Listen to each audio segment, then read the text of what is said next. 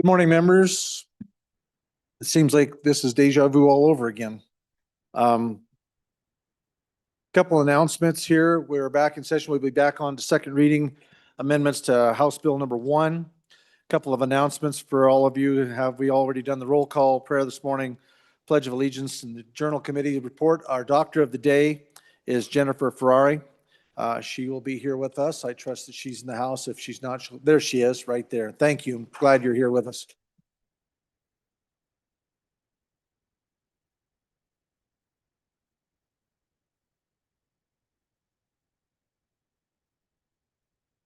We have a special event. The breast cancer awareness is going to be here. I don't know when they're done in the Senate, and then they'll make their way this way.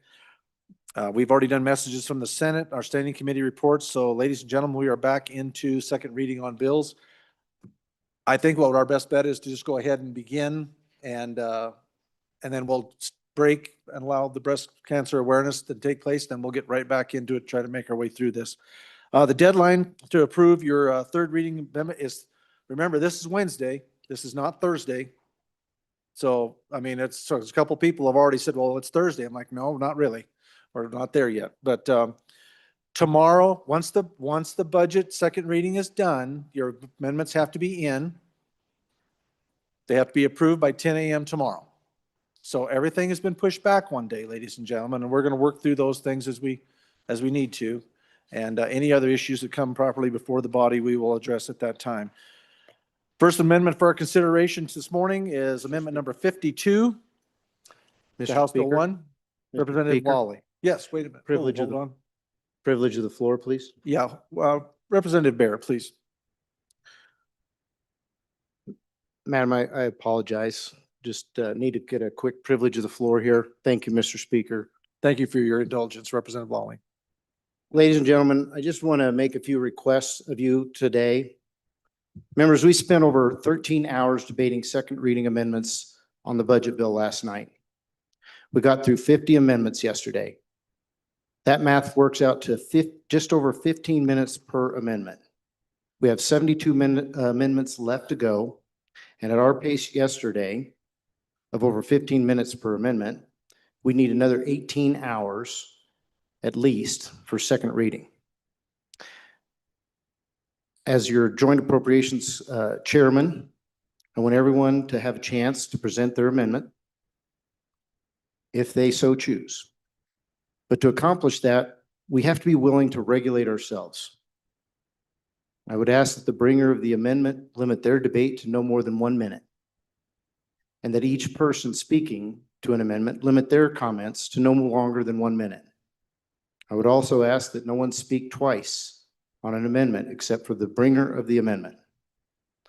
Folks, this is just a suggestion.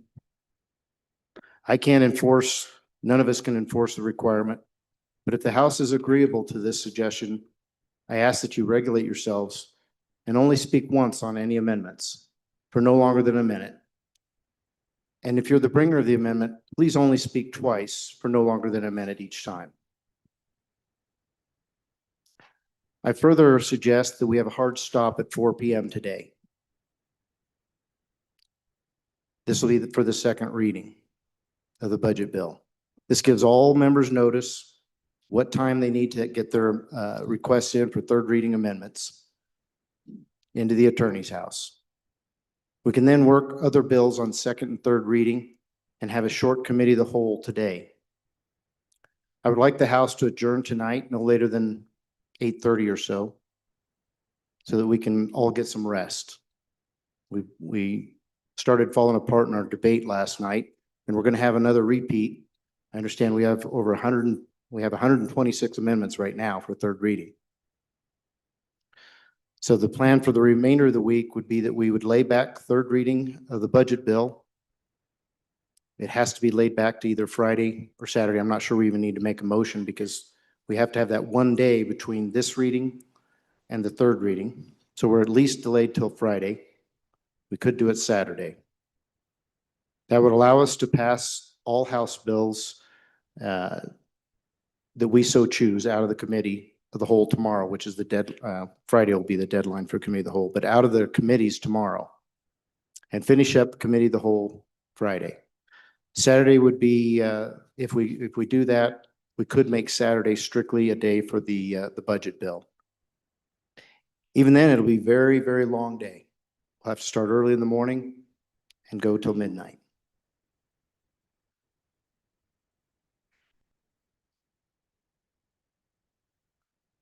And with that, I just ask for your favorable consideration of that plan. Thank you. Mr. Chairman. Thank you, Chairman Bear.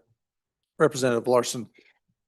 Mr. Chairman, I'm a little uncomfortable with the chairman of the Appropriations Committee managing the legislation on the floor, which is the job of the majority floor leader. I guess you can get up and suggest anything, but I think how we manage any of these bills, any of these amendments on the floor is under the direction of the majority floor leader, and we should be taking that instruction from him. Now, he may agree, but he is the one that should be providing that. I appreciate that, Representative. And as he said, this is strictly a suggestion. This is entirely to the body. And so Representative Bratton, Thank you, Mr. Speaker. Privilege of the floor. please. If you will look up in the North Gallery, I am happy to be able to welcome today the Republican women of Sheridan County, Karen Solakis, Carrie Lounsbury, Debbie Shepherdson, and Jean Veal. Thanks so much for being here today.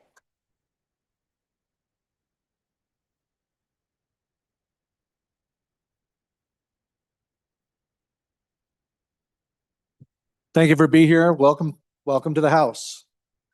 Okay. No other announcements? Representative Lawley. Amendment number 52, please. Thank you, Mr. Speaker. With respect, I will respectfully withdraw Second Amendment reading number 52 to House Bill 1. And hopefully that starts our day off well. Thank you, Representative. Seeing no objection. It is so ordered. Next amendment for our consideration, amendment number 53, House Bill 1, second reading. Representative Thayer, please, ma'am, proceed. Thank you. Excuse me. Thank you, Mr. Speaker. I move Second Amendment 53 to House Bill 1 and ask for your favorable consideration. Go ahead. Second reading amendment. Second reading. You're good. Go ahead. Second reading.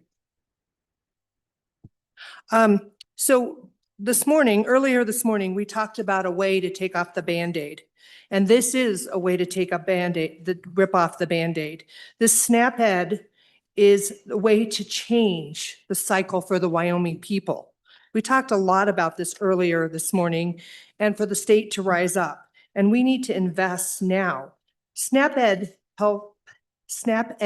helps families enable. It's proven that it helps families stretch their dollars. And that's what we want. We want to teach. We want to change. It's about healthier choices. Do you know that this SNAP-Ed education teaches our kids how to boil water, gives out recipes? It's youth programs. It's adult programs. It takes that SNAP money and takes it to exceed longer.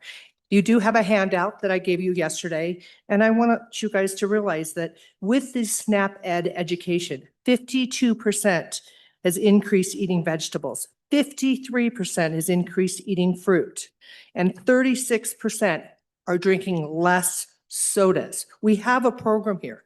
Our Speaker Pro Tem talked about Wyoming feeding our hungry kids. This is a way to feed our hungry kids. I ask for your favorable vote.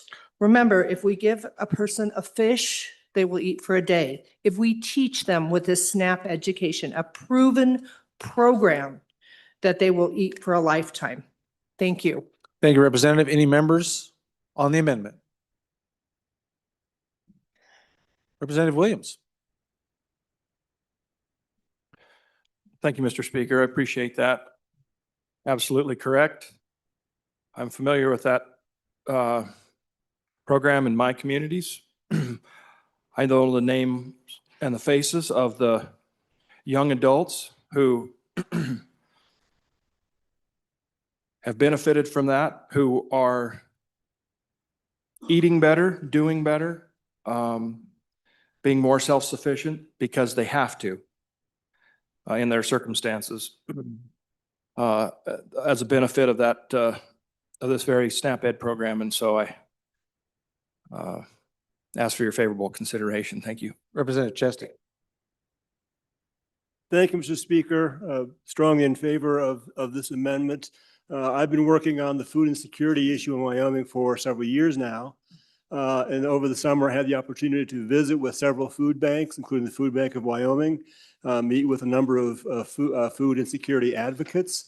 And this is one of their top priorities. This is going to help them tremendously at very low cost. The bang for the buck for this program is astounding. The program is known in Wyoming as Sensible Nutrition. It was funded by the federal government up until this year, when the federal government withdrew funds. The department that takes care of children asked to try and restore funding. It's run through the University of Wyoming, through the University over the Hill, through the extension program over there. It reaches all counties. And therefore reaches into every community, every one of your communities. And the advocates who work in this program think it helps if we teach parents and kids and everybody who's food insecure how to stretch a buck, how to get good nutrition on their plates, as opposed to some of the other stuff that that is not nearly as nutritious. They need to learn what is nutritious, how to prepare the foods, how to stretch it. And therefore, I think the bang for the buck is just enormous. And I strongly urge an aye vote. Any other member? Second time. Representative Lawley. Oh, yeah, that's right. Okay, there, brought it. Lawley. First time. Thank you, Mr. Speaker. On and for this amendment, this is really, in my view, part of making America healthy again. And to put it simply, we need to do more than just legislate and tell them what they can spend the SNAP money on, for example, or even their own money. I think it's really important here that we provide an opportunity to teach them. So let's not just legislate health, let's teach people how to be healthy. Thank you, Representative. Any others? First time? Representative Angelos, first time. First, second. First, second. Any other members? Okay, seeing none. Oh, Representative Brady. Thank you, Chairman. It sounds like we just need to bring home ec back to the classroom. We need to learn how to boil water and eat nutritiously. Thank you. Any other members for first time? Representative Davis. First time. Thank you, Mr. Speaker. Earlier this morning, we had a subject out there, but it ties directly into this here. I mean, with the education component, we can educate the people, our children. I think this is very good. And the software that's involved in administrating this has multiple use throughout this agency. Any other representative? Representative Wiley. Thank you, Mr. Speaker. Hardest working legislature in the lower 48. Let's include Alaska and Hawaii. No child should go hungry in Wyoming. We should all be able to get together in this room and work toward that. Let's install some education here. Let's help the kids.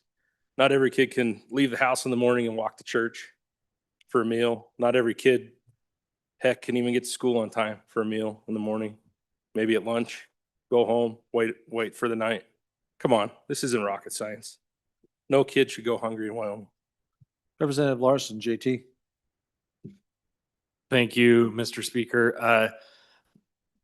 I think it would be way too expensive to build a kitchen large enough for every student in Wyoming, for every school in Wyoming, for every student to attend that class. So I think this is a much more cost-effective way of getting education to our kids. Any other members? Very good. Second time, Representative. Second time, Representative Angelos. Second time. Thanks, Mr. Speaker. Just so we understand, this is not feeding children. This is a sensible nutrition program. This is an education program that the federal government cut. So we would be backfilling that. Also, I would like you to know, in the Rural Health Transformation Bill, page 18, Almost up to 10% of those funds can be used for exercise and diet programs. It's a competitive grant program for this. You do the math on $410 million at 10%. Thank you, Representative. Any other members for second time? Seeing none, we're on our second time, Representative Jarvis. Representative Thayer. Thank you. Again, this is a proven educational program that this great state has put out. You have your handout that I gave out yesterday. I think we should rise up by educating, stopping that cycle that continues. We talk about hand out or hand up, and this program will do a hand up. I also wanted to let everybody know that, yes, the federal government did stop payments on this program. And since then, we have already let over 17 of our employees go. And there's a few hanging on. We used to be in 23 counties. We used to help all of our counties with this education, teaching them how to improve better, healthy lifestyles. And we have had to cut. So I would appreciate a vote yes on this amendment. Thank you, Representative. Chief Clerk, this is on amendment number 53, House Bill 1, second reading. Take the roll. Ellamand, Andrew, Angelos, Banks, Excused. Bear, Excused. Brady, Bratton, Brown Gary, Brown Landon, Byron, Campbell Elisa, Campbell Kevin, Chestick, Plouston, Connolly, Davis, Erickson, Filer, Bornstrom, Geringer, Guggenmoss, Haroldson, Harshman, Heiner, Heft, Jarvis, Johnson, Morning, Speaker. Kelly, excused, Knapp, Larson Lloyd, Larson JT, Lawley, Lean, Locke,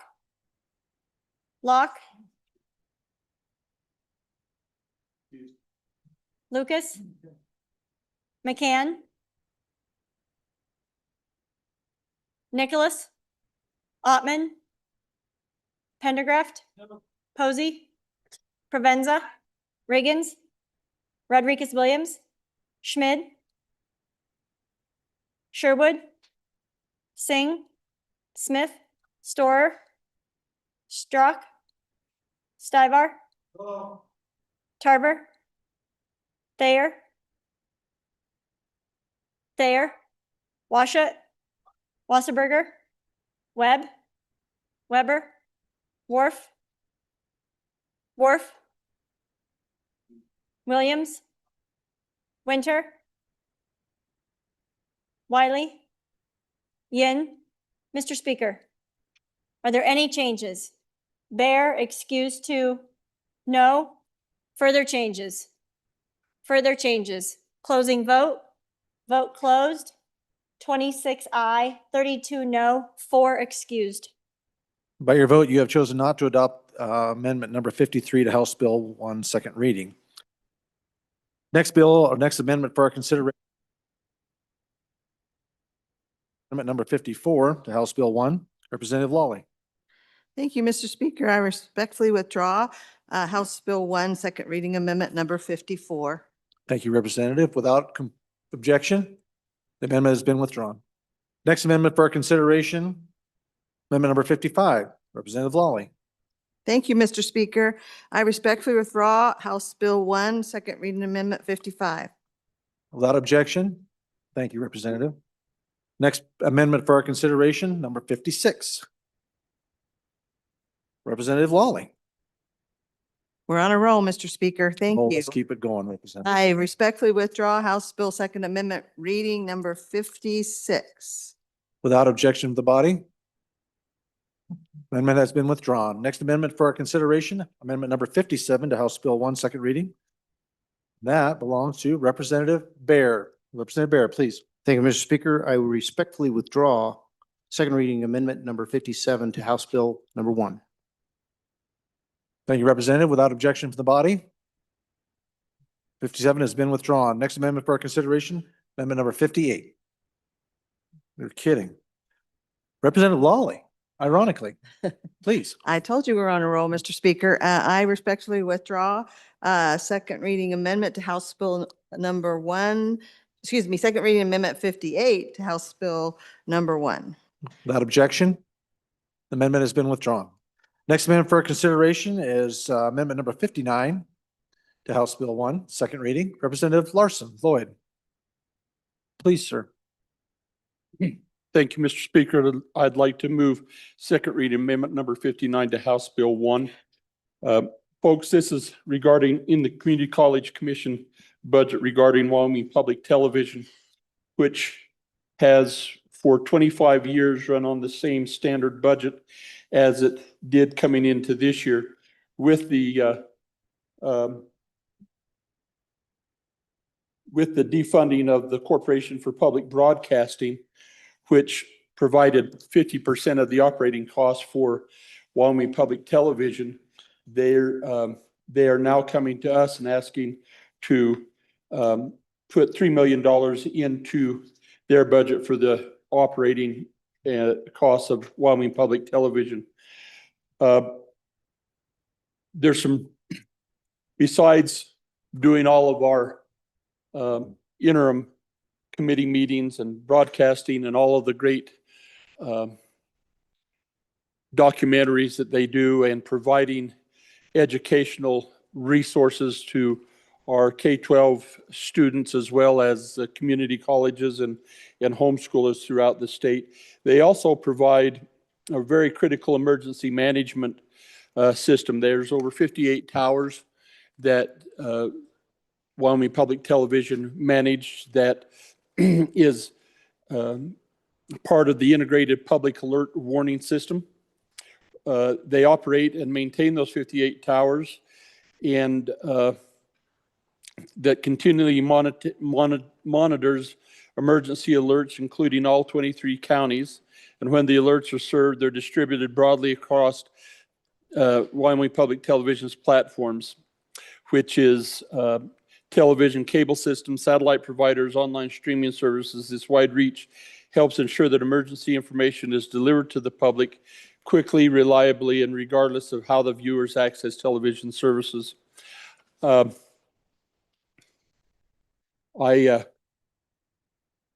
think we've all seen and have heard the good director of this of Wyoming Public Television, I think, has done an incredible job of reaching out and educating each of you on what they do and how they are not part of the National Public Television and the important role they play in educating in the education system of the state. I think that this is a reasonable expectation and I would ask for your support. Thank you, Representative Larson. Representative Yen, your first time. Mr. Speaker, first for a second. First for a second. Representative Yen. Any other member? Representative Riggins, first time. Thank you, Mr. Speaker. I would just like to ask the bringer of the amendment if this is related to their operations budget or is this the modernization or upgrade of the equipment? Thank you. Representative Lucas, first time. First for a second, Mr. Speaker. First for a second. Representative Webb, first time. Thank you, Mr. Speaker. This is the same money that our national chief executive and Congress has cut. I think that the future of PBS is uncertain, and I can't see where the state of Wyoming, I can't see where our state should be supplementing Congress. Thank you. Representative Angelos, first time. First for a second. First for a second. Representative Lawley. First for a second. First for a second for Lawley. Representative Provenza. Third for a second. Really? Third for a second? Representative Washut.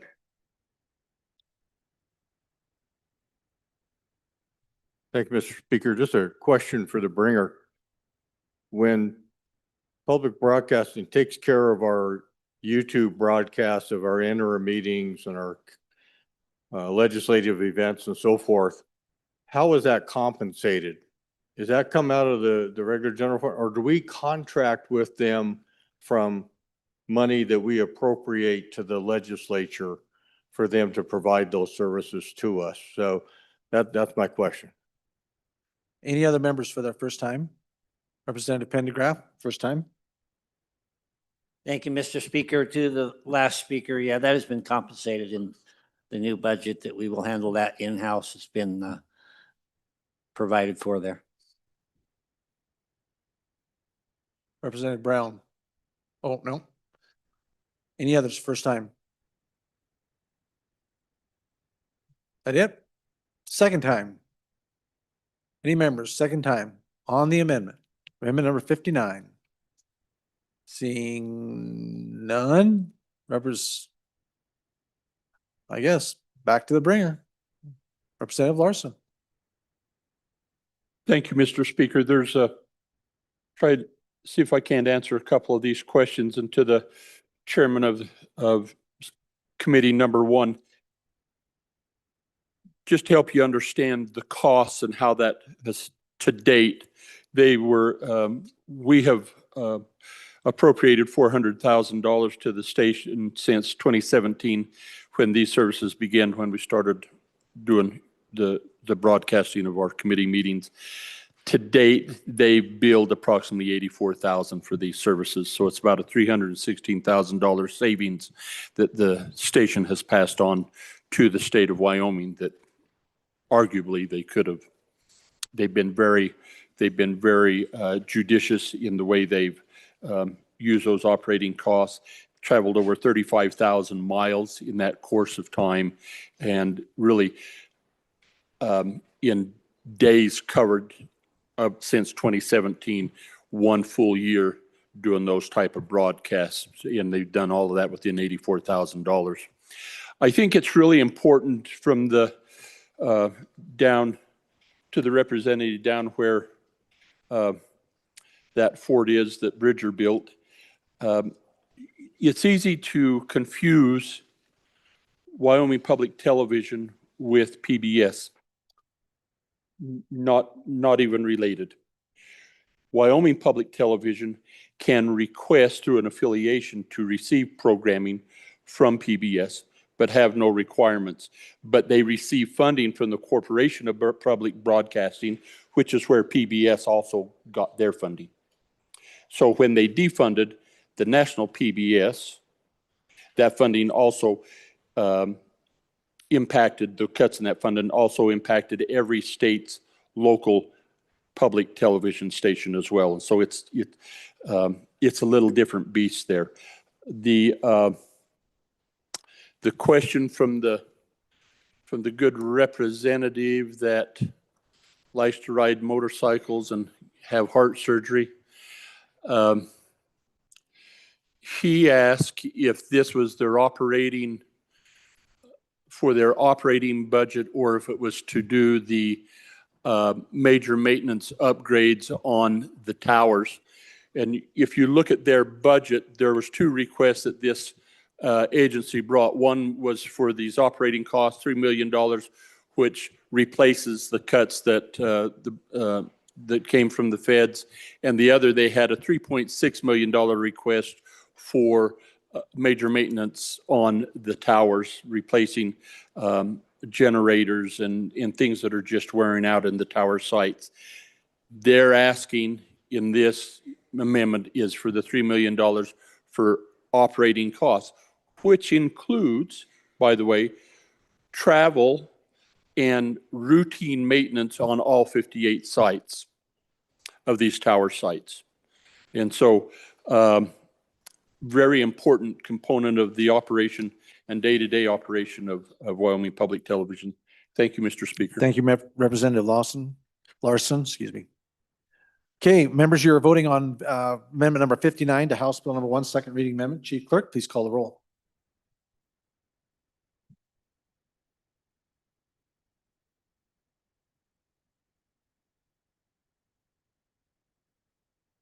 Allemand, Andrew, Angelos, Banks, excused, Bear, Brady, Bratton, Brown Gary, Brown Landon, Byron, Campbell Elisa, Campbell Kevin, Chestick, Clouston, Connolly, Davis, Erickson, Feiler, Bornstrom, Geringer, Guggenmoss, Haroldson, Harshman, Heiner, Heft, Jarvis, Johnson, Kelly, excused, Knapp, Larson Lloyd, Larson JT, Lawley, Lean, Locke,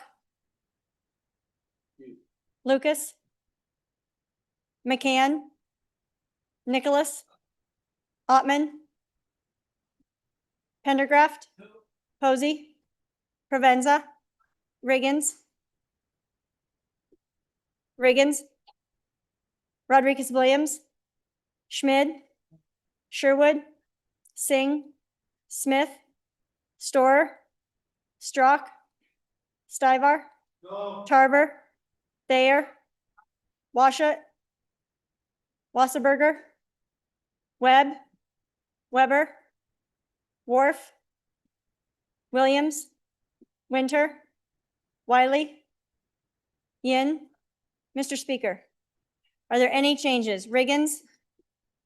Are there any changes? Closing vote. Vote closed. 25 aye, 34 no, 3 excused. By your vote, you have chosen not to adopt amendment number 59 to House Bill 1, second reading. Okay, ladies and gentlemen, we will briefly go to our special guest here that is with us today. It is my great honor, ladies and gentlemen, to be able to introduce to you today members of the House.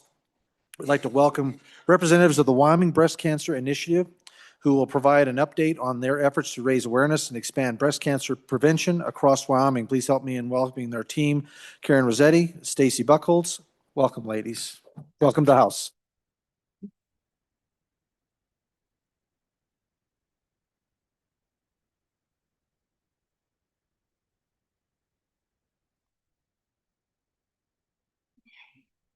Thank you, Mr. Speaker and members of the House. Good morning. My name is Karen Rossetti, and I stand here today as the former president of the Wyoming Breast Cancer Initiative. I am honored to serve alongside my fellow board members, and I want to take a moment to recognize the incredible survivors and warriors in this room, as well as those of you who have been through this journey with a loved one. Can you please stand?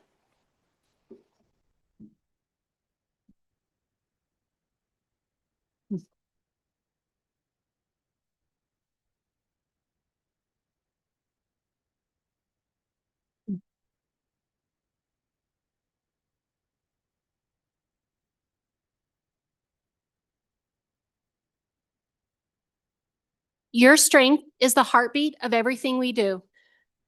Today, I want to share a story that is deeply personal to me and is the reason I stand here today, committed to the fight against breast cancer. My own family's journey with this disease began 15 years ago when my mother received her diagnosis. It was a terrifying time for all of us, but I'm so happy to report that her Wyoming strength and spirit prevailed, and she has been cancer-free since 2012.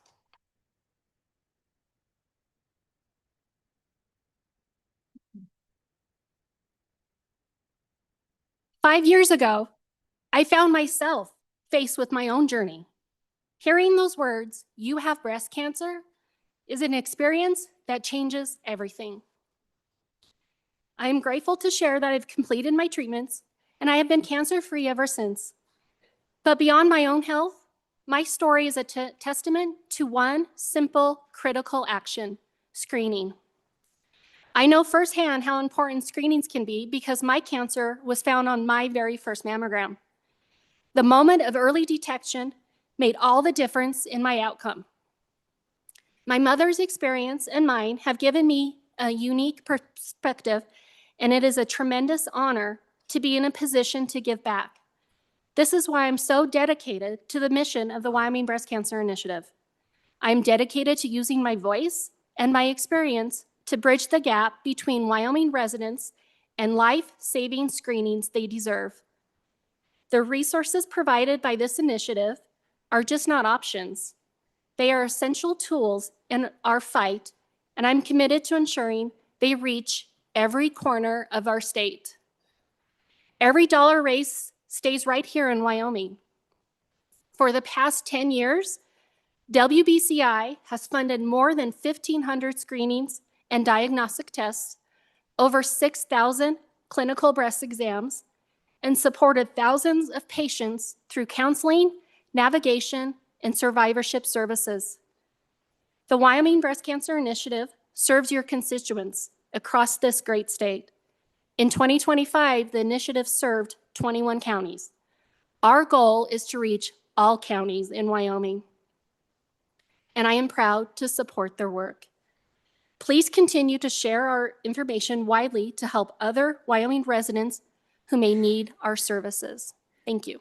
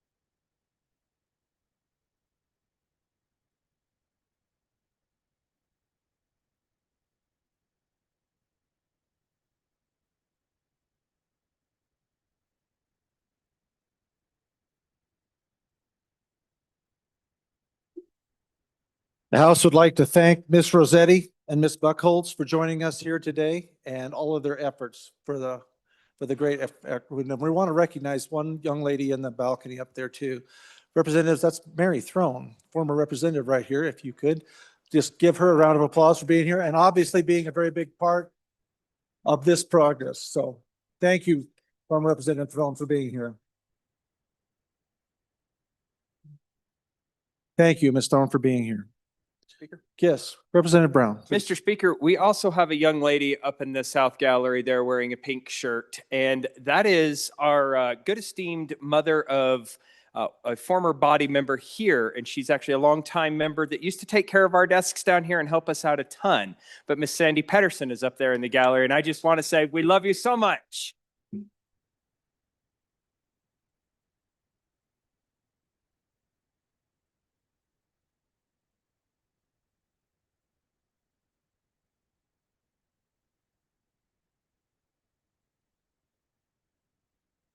Representative Provenza, Thank you, Mr. Speaker. Privilege of the floor. please. I also want to honor former Representative Charles Pelkey, who was in my seat before. Many people don't know that men can also struggle with breast cancer. And so I want to honor his survival in defeating breast cancer as well and inform you all of that. Thank you.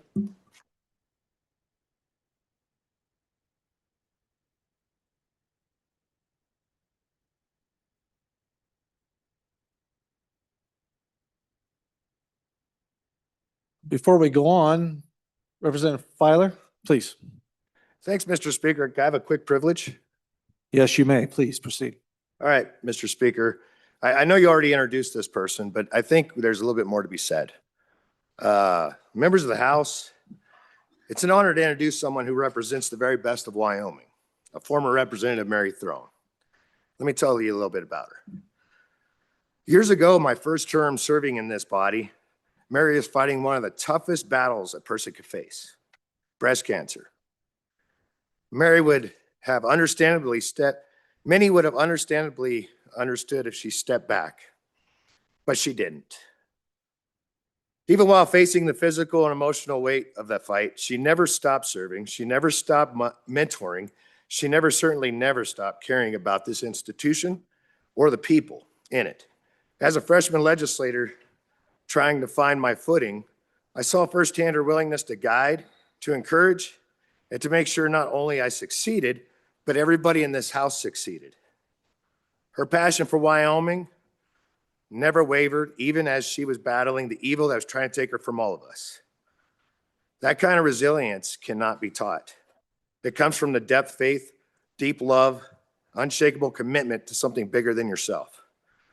Mary Throne is an inspiration to everyone fighting cancer. She's a model of strength, grace, perseverance, and she is a reminder of true leadership isn't just about the votes we cast, it's about the courage we show when life tests us.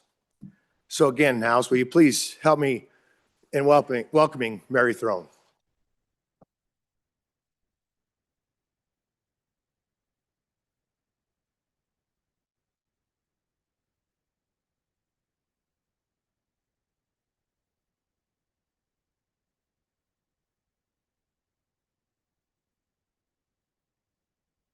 Okay, members, I see one other, I don't know the group that he's with necessarily, but I see the director of the Wyoming Stock Growers up there in the South Gallery. So unless somebody was supposed to be introducing that group of gentlemen, we see a bunch of cowboy hats, so I'm guessing there's a bunch of stockmen up there.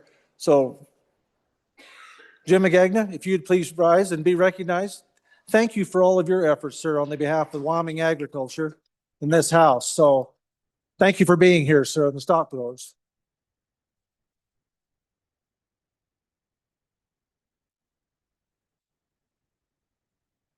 I don't mean to call you out, sir, but nobody else was, so I was going to take that opportunity. So thank you for being here and all of your efforts for Wyoming agriculture. Appreciate you being here. Okay, ladies and gentlemen, Mr. Speaker. next. Yes, Representative Williams, please. Privilege, Mr. Speaker. Certainly may. As usual, Mr. Speaker, I'm just trying to keep up with you and you're 100% correct. The officer team for the Wyoming stock growers are in our gallery there, like you recognized, and just encouraging to see that country found their way to town. And so I don't think we need to rise again, but that is the officers from the Wyoming stock growers. Thank you all for being here.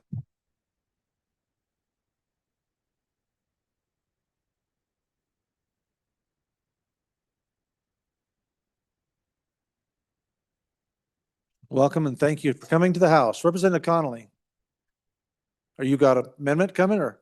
Okay, very good. We're on to that unless we have something else. Okay. Members, next one we're on here is amendment number 60. To House Bill number 1, second reading amendment. Representative Connolly, please proceed. Thank you, Mr. Speaker. I respectfully withdraw Amendment 61 60. or 60, I mean, yeah. Thank you, Representative. Hearing no objection from the body, the amendment has been withdrawn. Next amendment for consideration, amendment number 61. Representative Connolly, please, ma'am. Mr. Speaker, I move House Amendment 61 to budget number 1. Second reading I amendment. always screw this up, sorry.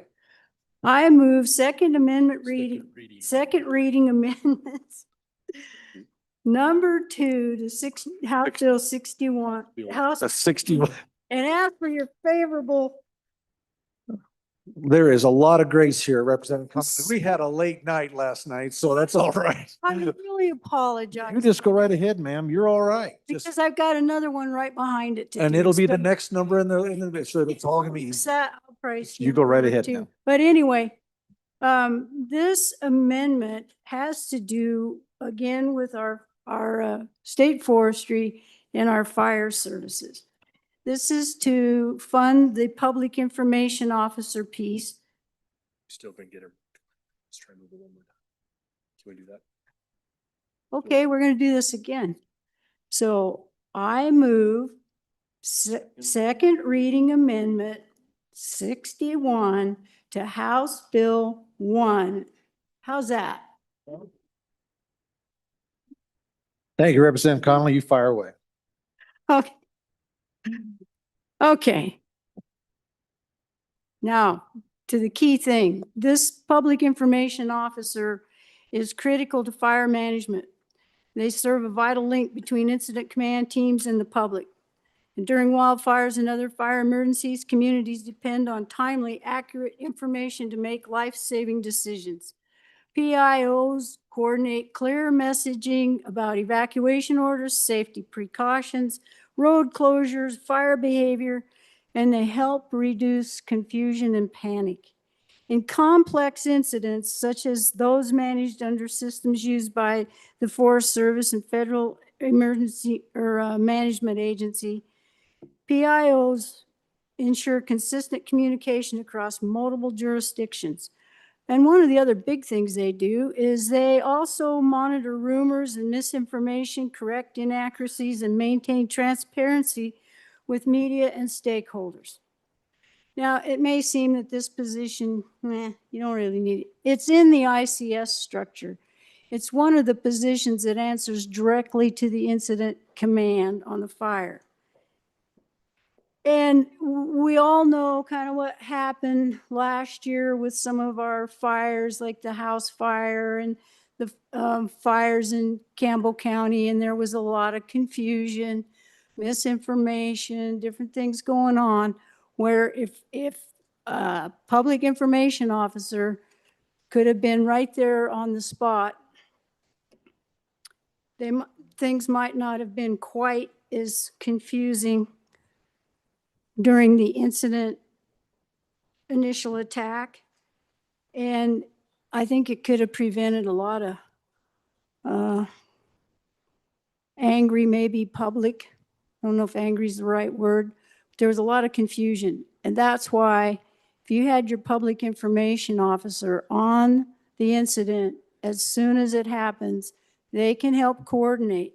They can, some of the things, other things they do is they develop and implement coordination plans, and they help with the other media outlets to take the pressure off the incident commanders so they're not having to deal with the press, social media, things like that.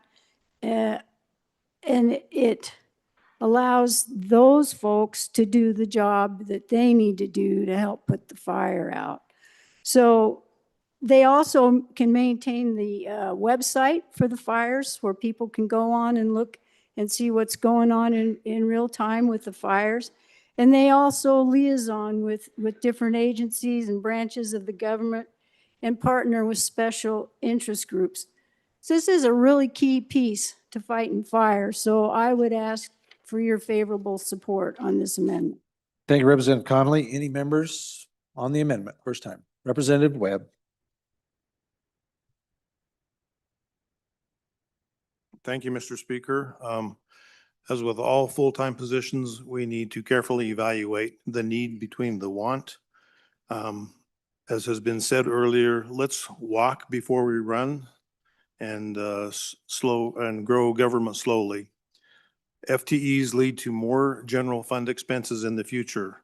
Let's not overcommit our general funds before we know they're actually needed. And I would ask you to please resist this amendment. Any other member? Representative Davis, first time. Thank you, Mr. Speaker. I'd rise in support of this amendment here. You know, education and information is what we need out there for our public. Far too often we don't get both. So I think this would be extremely good. Thank you. Representative Haroldson, first time. First for a second. First for a second. Representative Yen, first time. Mr. Speaker, thank you. So members, public information officer, and this has played a big part in my neck of the woods, not with regards to fire, but even with just regards to road construction, right? We have 3 roads that go in and out of our town, and one of those roads closed. It's a big deal. With fire, I mean, it's even a bigger deal. You need to know right away what is happening, when and where.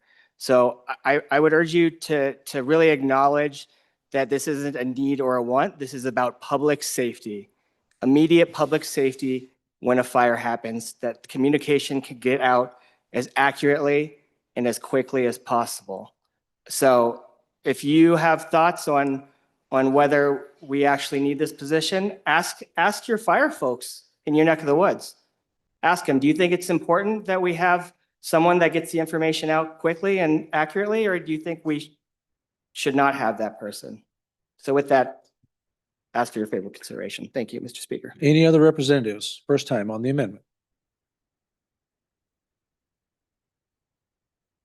Seeing Representative Erickson, are you headed that way? Okay.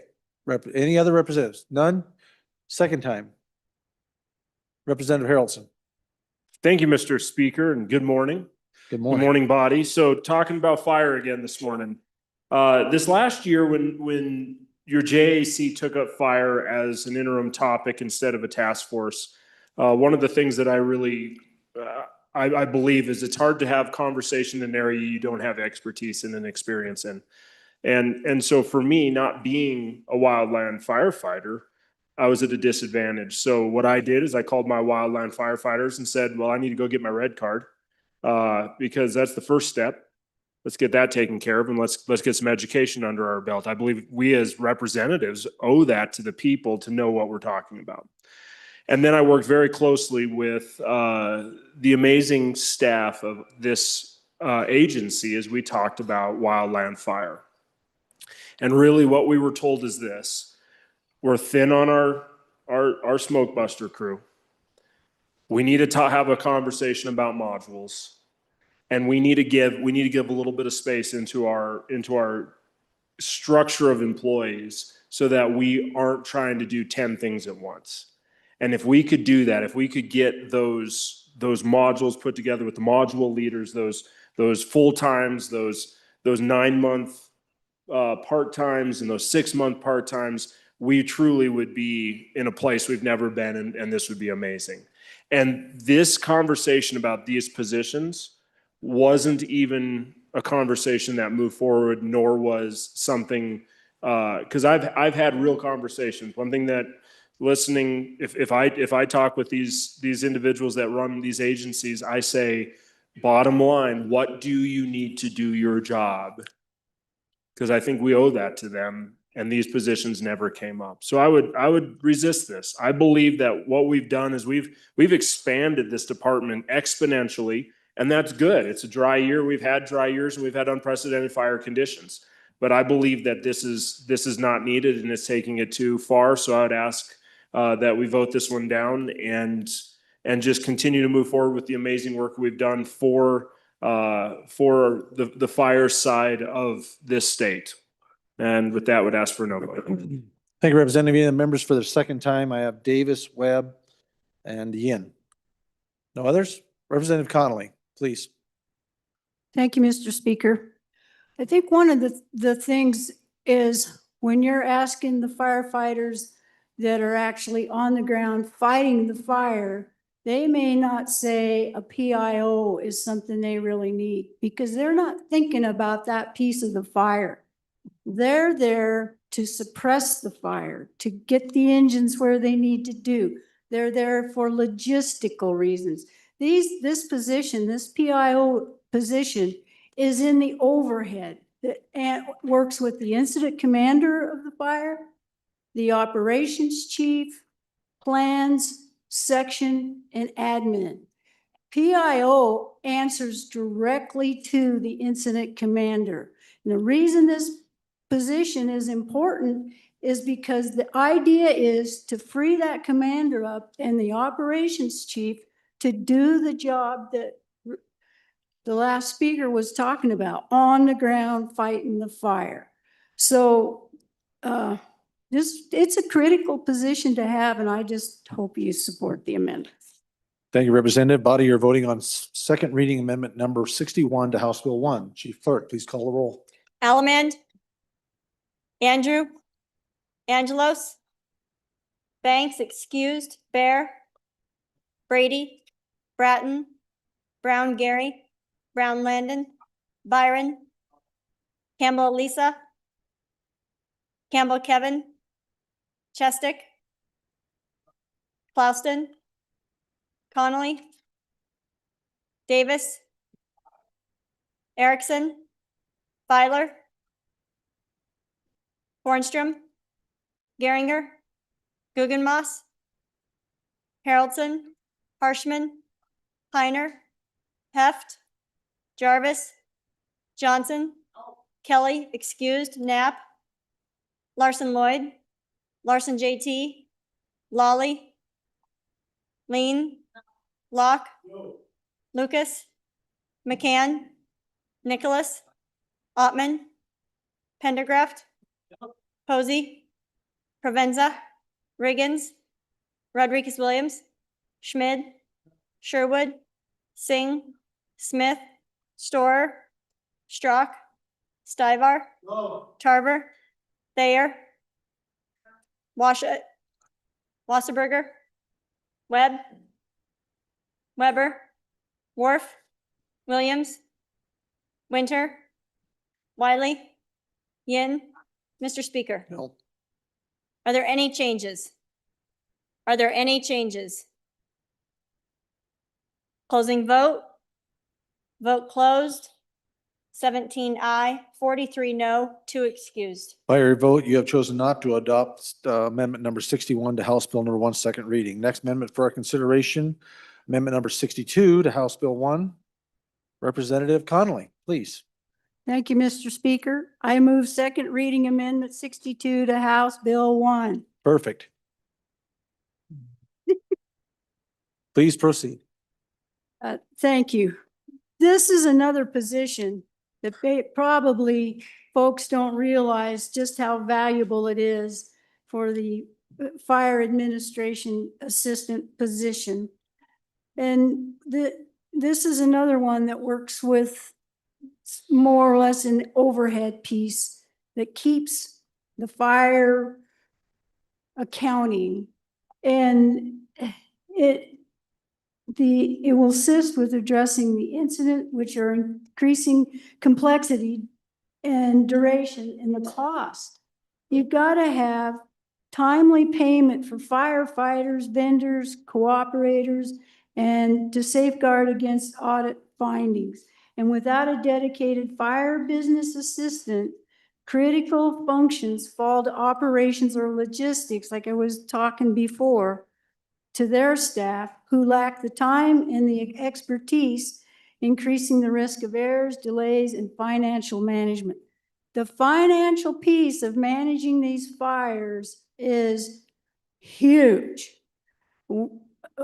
We have procurement people that have to go out and make agreements to purchase equipment or do leases, and all the paperwork that has to go into a packet. When you're done with a fire, you end up with a packet this thick of paper, because it's all a historical document, and all those resources have to be accounted for and paid for. And there again, when you're in the middle of a fire and you're trying to run a type 3 incident, which is with local people like our modules, you need this financial assistant position to do your help with your finances on the fire. So I ask respectfully for an aye vote. Thank you, Representative. Any members on the amendment? Seeing none. Representative Connolly, if you'd like another bite at the apple, you're certainly welcome. Nope, she's waving us off. Members, you're voting on amendment number 62 on House Bill 1, second reading. Ms. Nord.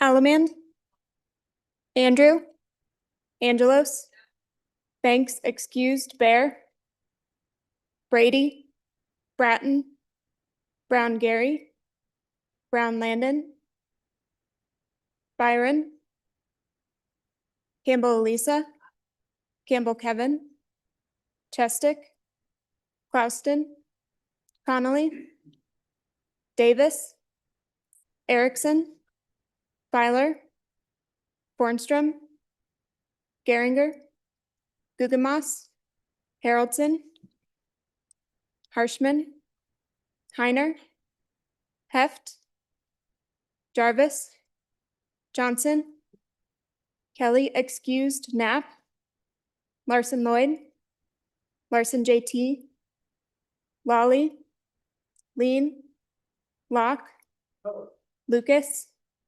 McCann, Nicholas, Ottman,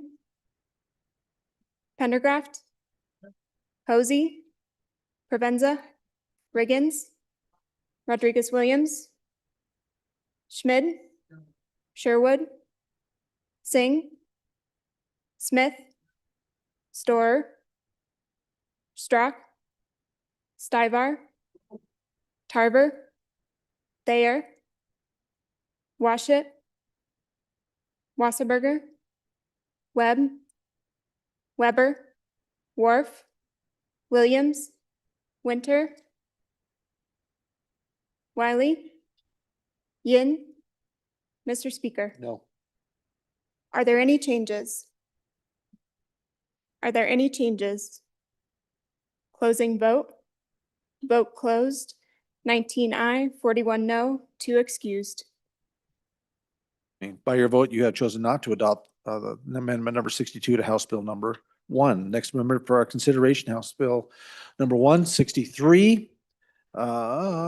Representative Campbell, please. Good morning, Mr. Speaker. I will respectfully withdraw Amendment 63. Without objection from the body, amendment number 63 has been withdrawn. Next amendment for our consideration, amendment number 64. Representative Chestick, please. Thank you, Mr. Chairman. Let me get my papers all sorted out here.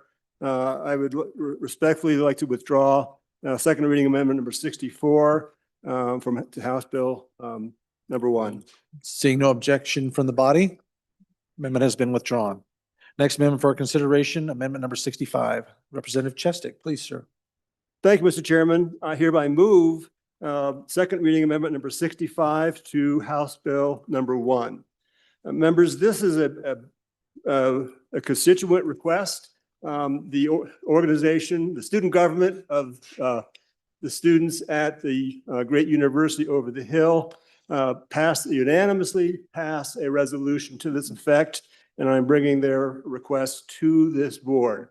You probably all recall in 2019, this legislature authorized the construction of 2 new dorms on campus. The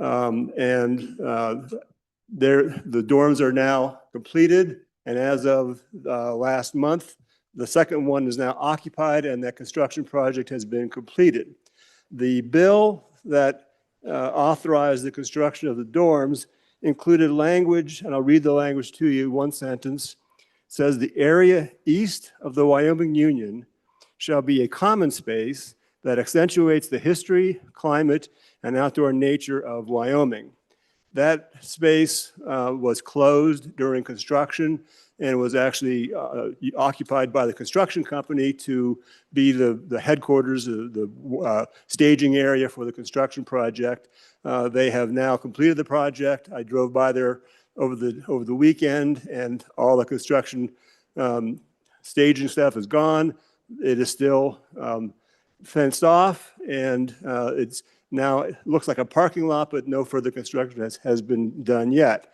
The students at the Great University have requested that the university take another look at that space and would like to include some parking in that space. They feel like the language of the bill which authorized the dorms, which requires it to be a common space, they would like the university to study and maybe consider incorporating parking in that area. The request does not repeal the session law that we enacted in 2019. It does ask for a pause before anything else is done to that spot. We want to authorize a study, so there's a $50,000 appropriation to conduct a study to determine whether that space should be returned to parking or partially parking, partially common space, to do a study to find the best possible use for that space. So I bring that request to you and ask for your favorable consideration. Thank you, Representative Chestick. Representative Pendergraft, first time. Thank you, Mr. Speaker.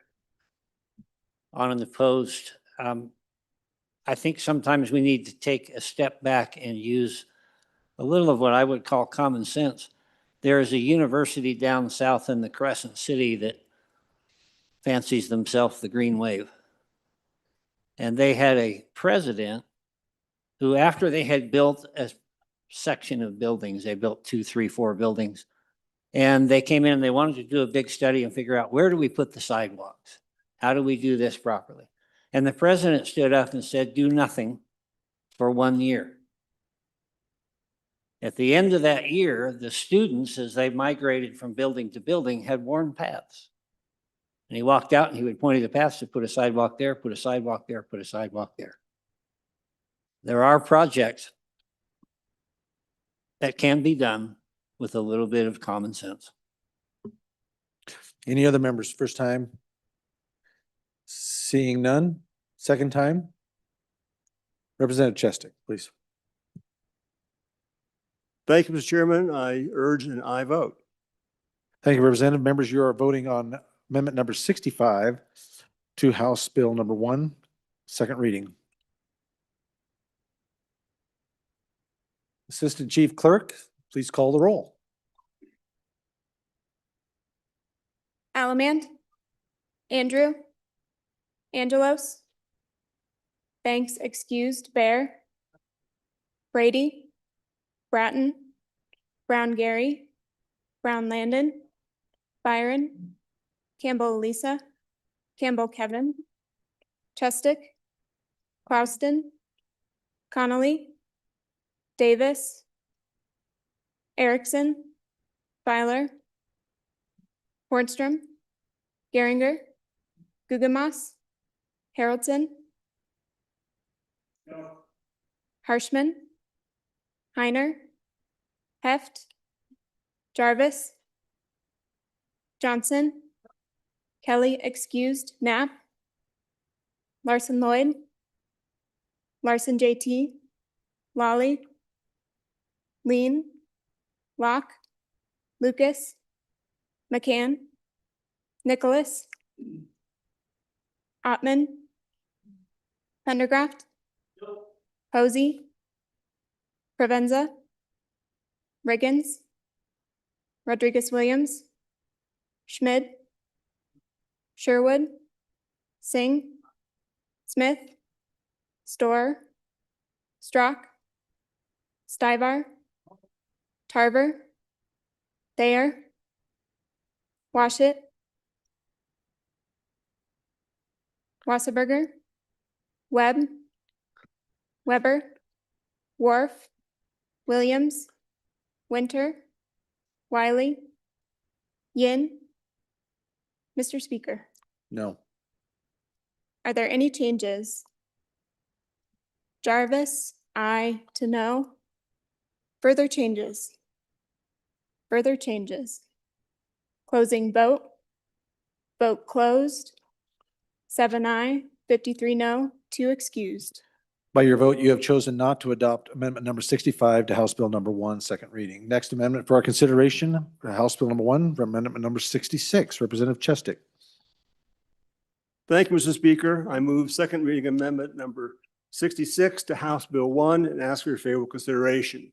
This is the big one. This amendment restores $40 million to the University of Wyoming's block grant. Members, the chairman of committee number 2 during the presentation of the bill this week, or last week, I'm sorry, told this body that the $40 million cut approved by his committee was made, quote, because we needed to get the university's attention. The inference was that somehow the university had ignored or skirted legal requirements. With respect, that is simply not true. In 2024, the final budget signed by the executive included a footnote directing the university to eliminate the Office of Diversity, Equity, and Inclusion. UW fully complied with that and even went farther. The governor, the number one executive had line item vetoed part of that amendment, but the university went ahead and implemented the part that was line item vetoed and went on to eliminate activities that were seen or could be seen as providing advantages or preferences for disadvantaged groups. And I might add that that was a very controversial decision.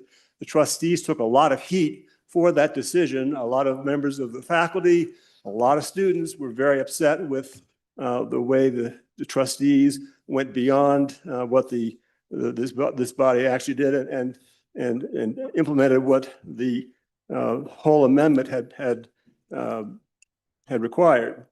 The former head of the Department of the Office of Diversity, Equity, and Inclusion resigned from the university almost immediately, took a job in another state. So that office was dismantled according to the wishes of this body. Last year, House Bill 147 did not direct the university to eliminate any class. It was the anti-DEI bill. It did not require the university to eliminate any class, but it did prohibit the promotion of a list of concepts in required classes. In response, the university developed and required faculty to take a training on the requirements of House Bill 147. And there is now an online complaint process for students to report any perceived violations. Once again, full compliance with House Bill 147. The School of Culture, Gender, and Social Justice last year reorganized itself into the Department of American Cultural Studies.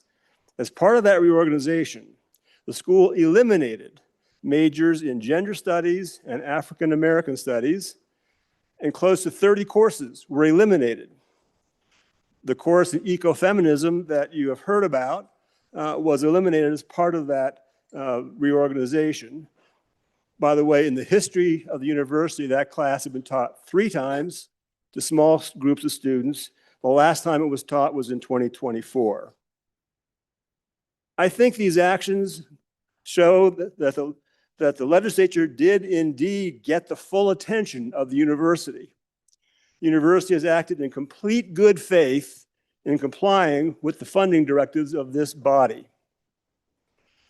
There's one other justification that we heard when the bill was presented to us last week as to why this cut is being required, and that is that the members of committee number 1 want the university to refocus its mission as a land-grant university. We heard a citation to the Morrill Act, which helped establish the university back in the 19th century. It's the Land Grant Act that grants land to states for the purpose of helping to found universities. And the University of Wyoming is a very proud land grant institution. But that narrow focus on the Morrill Act overlooks the fact that the university does have a much broader mission than just the land grant. It is not only a land grant, it is that, but it's much more than that. And that fact is evident from the language of the university's founding documents when it was founded in the 19th century. The university was created in the Wyoming Constitution, Article 7, Section 15. Section 16 of the Constitution says, quote, "The university shall be equally open to students of both sexes, irrespective of race or color, and in order that the instruction furnished may be as nearly free as possible," remember those words, as nearly free as possible, "any amount in addition to the income from the grants or lands and other sources above shall be raised by taxation or otherwise." So yes, the university, the Constitution accepts the grant of land, but wants to go farther. If you need to go farther, we can go farther than just the purposes of the Morrill Act. With that Constitution recently having been adopted, the very first legislature of this body passed some statutes to set out the full mission of the university. And let me quote those to you. In Wyoming Statute 21-17-102, it says, quote, this is the mission statement. "The objects of the university are to provide an efficient means of imparting to men and women, without regard to color, on equal terms, a liberal education, together with a thorough knowledge of the various branches connected with the scientific, industrial, and professional pursuits." And pay attention here. "To this end, it shall embrace colleges or departments of letters, of science, and of the arts, together with such professional or other departments as in the course of time may be needed. The Department of Letters shall embrace a liberal course of instruction in language, literature, and philosophy, together with such courses or parts of courses in the college or Department of Science as are deemed necessary. Now, I think I saw some of you wince at the word liberal twice in that mission statement, but that word liberal does not mean liberal in the sense of partisan politics. It does not. And that is explicit by the same legislature that created the university in that same bill, the same act establishing the mission, Wyoming Statute 21-17-204, quote, no instruction either sectarian in religion or partisan in politics shall ever be allowed in any department of the university. You can't hire people on that basis. You can't fire people on that basis. You can't admit students on that basis. Never. Partisan politics does not apply at the university. Now, the word liberal in this section means abundant, as in apply liberally. We want abundant education in literature, philosophy. The Morrill Act requires teaching in agriculture and engineering. That's all it requires. That's what it was for. The mission of the university, when it was adopted in the 19th century, goes way beyond that. It goes into lots of other areas, and I think that's a good thing. Like all modern universities, since its founding, the university has been dedicated to producing well-rounded individuals. You're not just an engineer, you're not just a farmer, you're a well-rounded individual with education in letters and arts, the whole human being. The mission is well beyond just the Morrill Act piece. It's what higher education is all about. It's an opportunity for young people to transition into adulthood by encountering new ideas, new disciplines, new adventures. Our students need a wide variety of programs to choose from. The abundant course of instruction in language, literature, and philosophy that was laid out in that original statutory grant. The university's mission is way more than just the Morrill Act, always has been since its founding.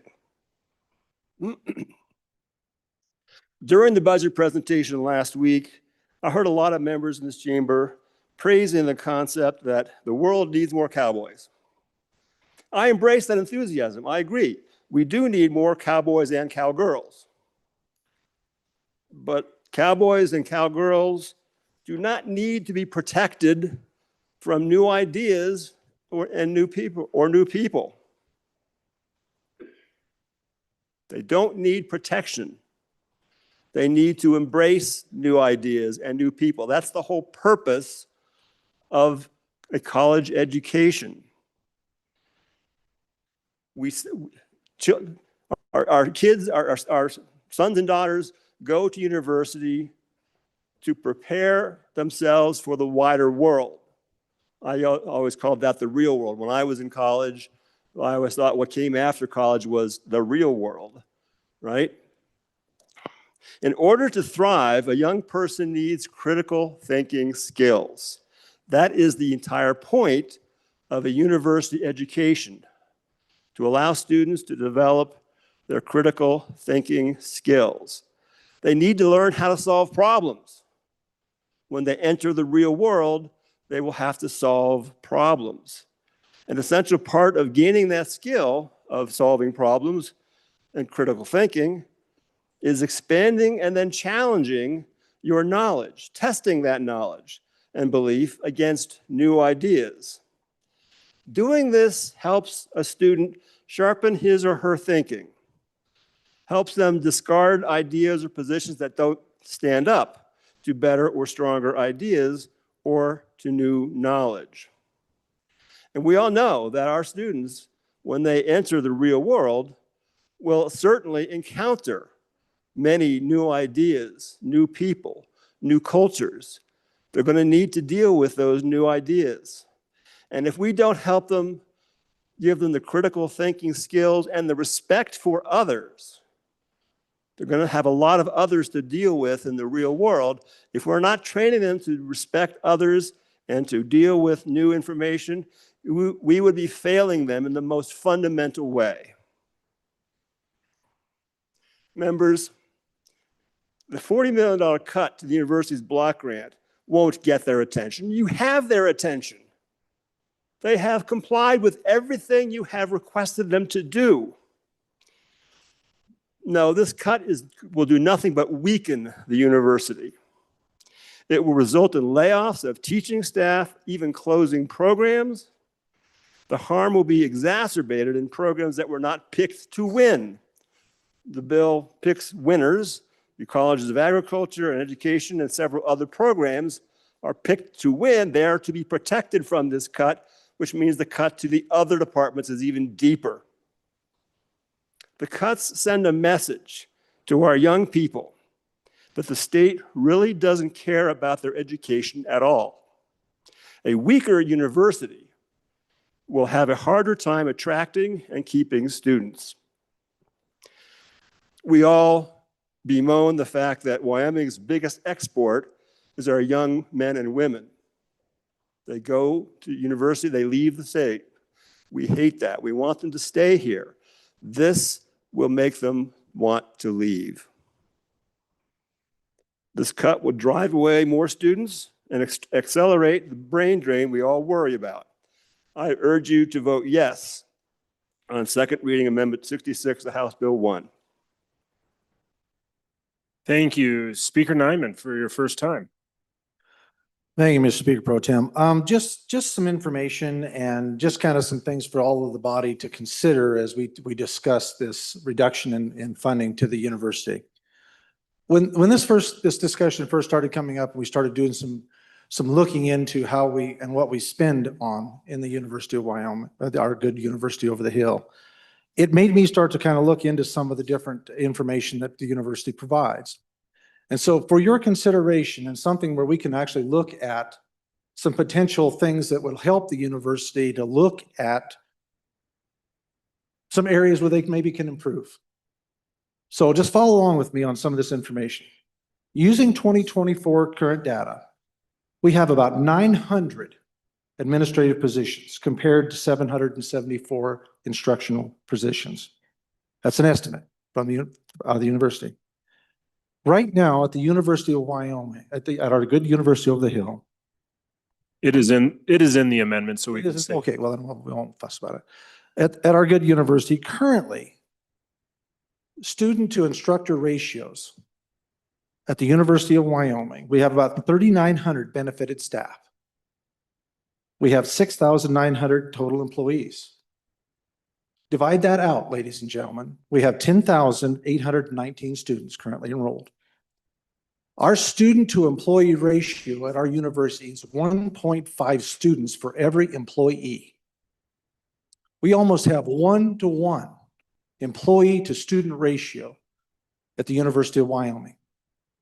If you want to take the staff, it creates a 2.8 students per staff member at the University of Wyoming.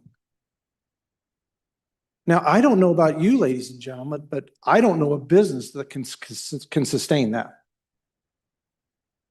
Now, when we're talking about trying to make dramatic draconian cuts to our university, I think this amendment we're talking about is what we're wanting to take this money is to make them really look at and reevaluate how we spend our money at the university.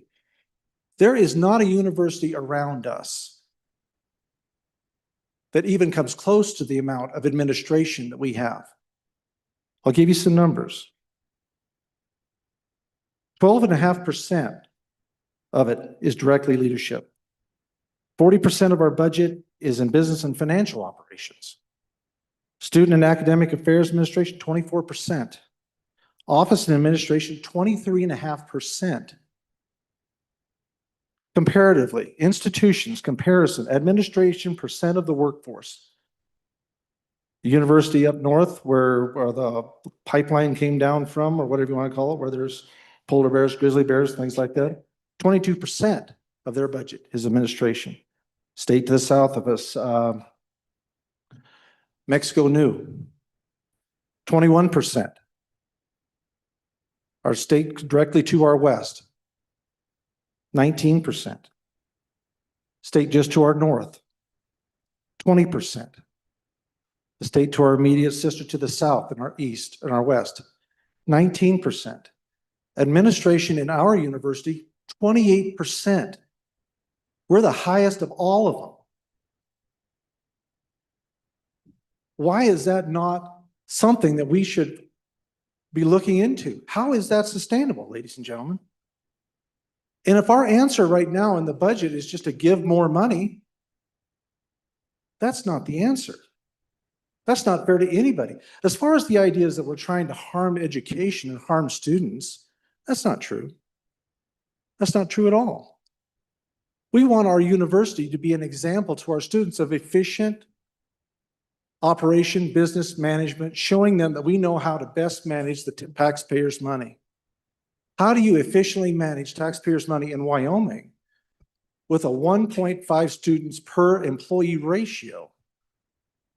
Ladies and gentlemen, I'll challenge any of you in your businesses to tell me how that's sustainable. Again, the word sustainable. But evidently our answer is don't challenge that, don't question that, don't make anybody start looking at the bottom line. We just give you more money and it'll be fine. No state around us can do that. So why are we doing it? We can't offer a good education with common sense numbers as far as ratios are concerned. On average, the University of Wyoming has about 200 more positions than similar universities around us. That's a lot of dollars, ladies and gentlemen, and are they necessary? Some would say this is a shot across the bow. Well, yes, it should be. This information right here, it's amazing that I could find it. I'm sure the university knows it. I drew a lot of this information right out of a recent update from the university that was just recently handed out to the trustees.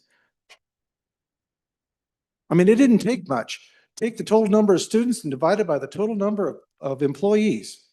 1.56 per employee. Nobody can sustain that, ladies and gentlemen. If we don't take active role in saying, listen, university, you've got to reevaluate how you spend. You've got to reevaluate how top-heavy you are in administration. Be more efficient, which will make you a better, longer sustaining university for all of our youth. These kind of numbers, ladies and gentlemen, don't mean you have to do away with classrooms. Doesn't mean that you have to undermine the quality of education. This means you need to take a good, honest look at how much money you're spending. And the answer to this body, I'm asking you, is it just to let's just give you more money and to continue to propagate this type of management? The trustees and all can look at these things and say, hey, you know what? We can do a better job. We all love our university. I personally didn't attend it, but I'm very proud of our university. And I would be even more proud if they would be willing to sit down, look at the real numbers and say, hey, can we do a better job of making sure that the taxpayers, the people that are having to fund this, are getting as much as we possibly can, because every state around us is a better example of that than we are. On and against the amendment. Representative Pendergraft for your first time. Thank you, Mr. Speaker Pro Tem. From the time that we made this motion and put it into our version of the budget, we knew that this was going to be an exciting conversation. But during that time, during all this conversation, I want you to bear one fact in particular in mind. You know, we look at that number 40 million, that's a big number. But when you compare it to the total revenue in a biennium for the University of Wyoming, that number is $1,066 million. That 40 million is about 4%. Think about the things you've endured in inflation, in rising insurance costs, rising property taxes. Every household in Wyoming has endured cuts involuntarily far in excess of 4%, and somehow we still survive. Yeah, we squeal a little bit, but we survive. I also want to push back a little bit on the bringer's assertions that we have this university's attention. I have the website up in front of me right now. Gender and Women's Studies, still there. Long list of exciting courses, including my favorite, which is ecofeminism, still there. It's, if they have the market for those courses and do that, that's their decision if they want to run them. But I'm tired of hearing that you've got our attention, we've removed those courses, we've removed those courses of study. No, they haven't. They've renamed them, they've shuffled them into other places. They're still there. With that, I will yield the rest of my first. Representative Jarvis, for your first time. Thank you, Mr. Speaker Pro Tem. I guess, as I listen to this, and we're talking statistics, if our university is heavy on administration and is 28%, why are we not writing bills or laws that say, hey, the administration has to stay within the average of other universities? If that's the concern and that's the issue, why don't we address that specifically rather than blunt cuts? And I guess my other question is, when we talk 1.5 ratio of employees to staff, are we talking custodial support, people who are working on building the university, different things? Or are we talking actual teachers or professors, technically? And then I guess I question, because all universities aren't created equal, some universities really focus on research. And that has been something that's, especially in the energy world for Wyoming, extraordinarily important. And those staff members aren't always providing student instruction. They're actually doing a lot more in a very different area. So I guess when we start talking about the rationale and the usage for employee placement, let's do a bigger deep dive rather than just say, hey, so because we feel that you're doing this incorrectly, we're just going to take $40 million from you. Representative Larson JT, for your first time. Thank you, Mr. Speaker Pro Tem.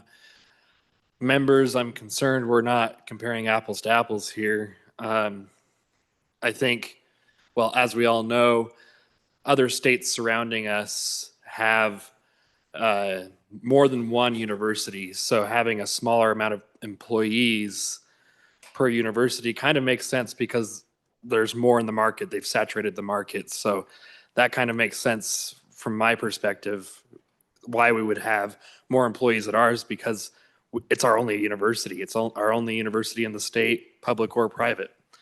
And so that's my first point. And I also think when we're looking at employees, we have to see, you know, what percentage of those are student employees and whether that's impacting it, because some of those employees could be grant funded and certain things like that. So I guess we can't look at it just in a total view of all employees without seeing what kind of employees they are.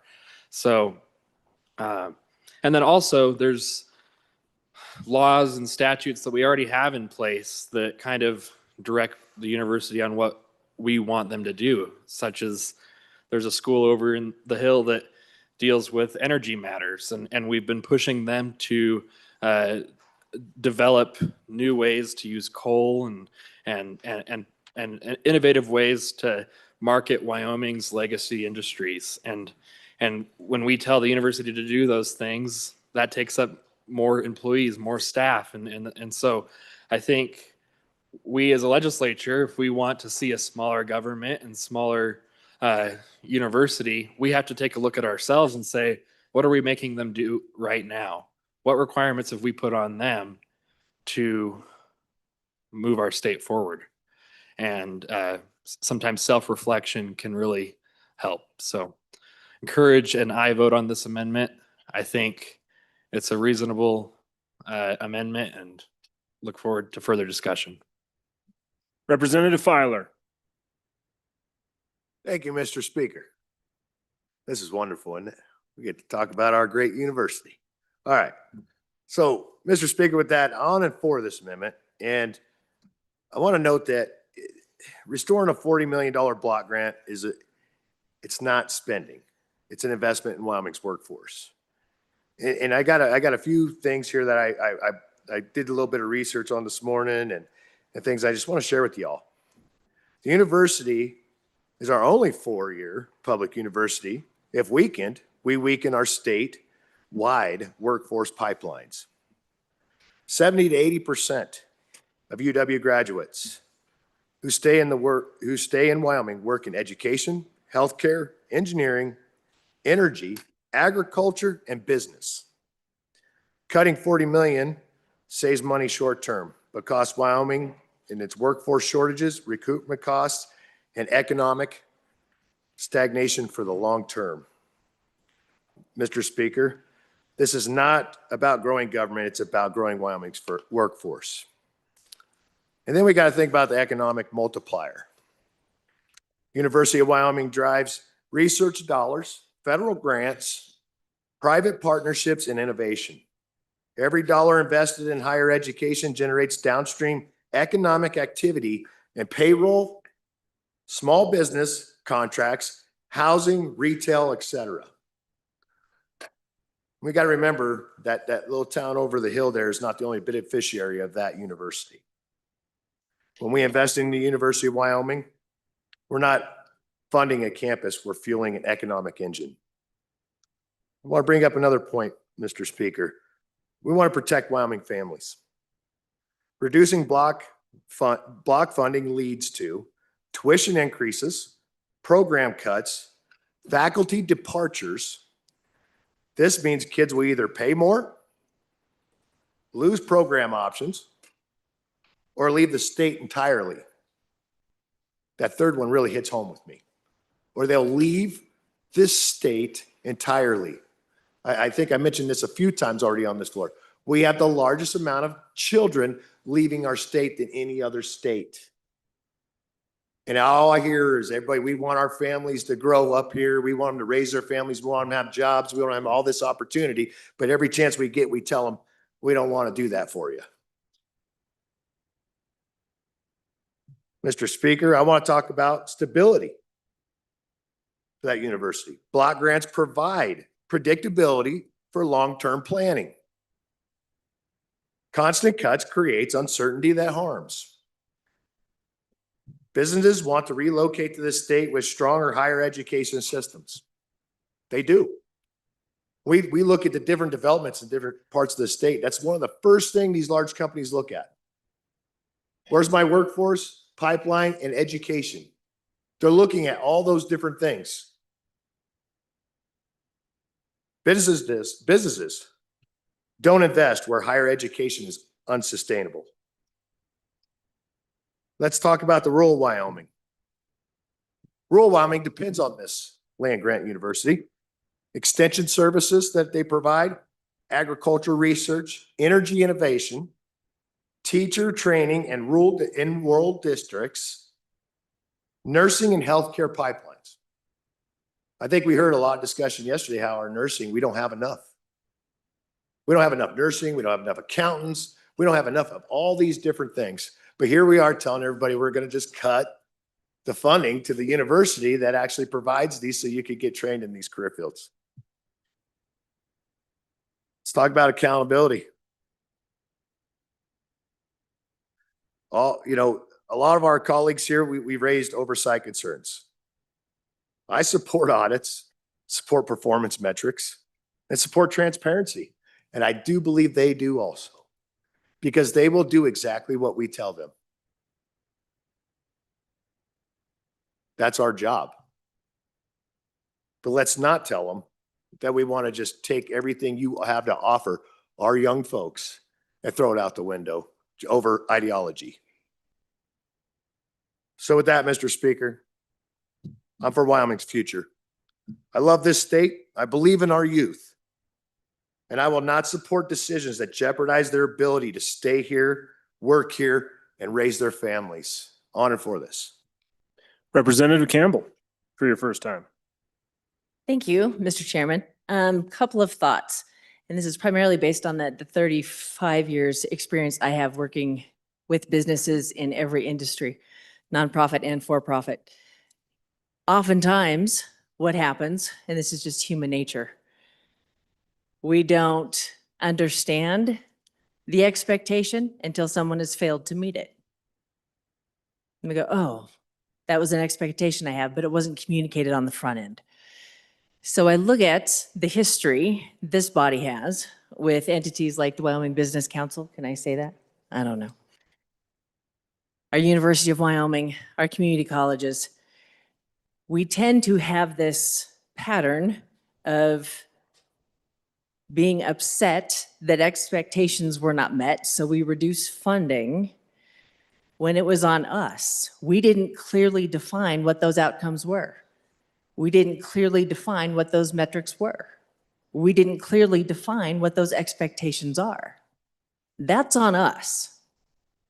And I'm quite certain, whether it's the Business Council or the University of Wyoming, as a body, if we were to go to the trustees or the board and say, these are our expectations, these are the outcomes, administratively, graduation rates, whatever, these are the outcomes we expect.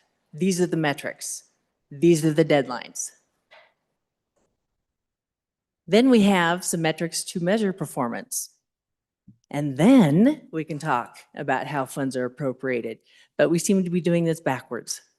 Are they not meeting some of those benchmarks? Have we told them to? I think that's on us and where we fell short. So very much in favor of the amendment and then us following up and doing our job. Representative Williams. Thank you, Mr. Speaker Pro Tem. I appreciate all the high-level conversation we've heard here today, and I've learned a lot. I do believe it merits attention, and so thank you all for that.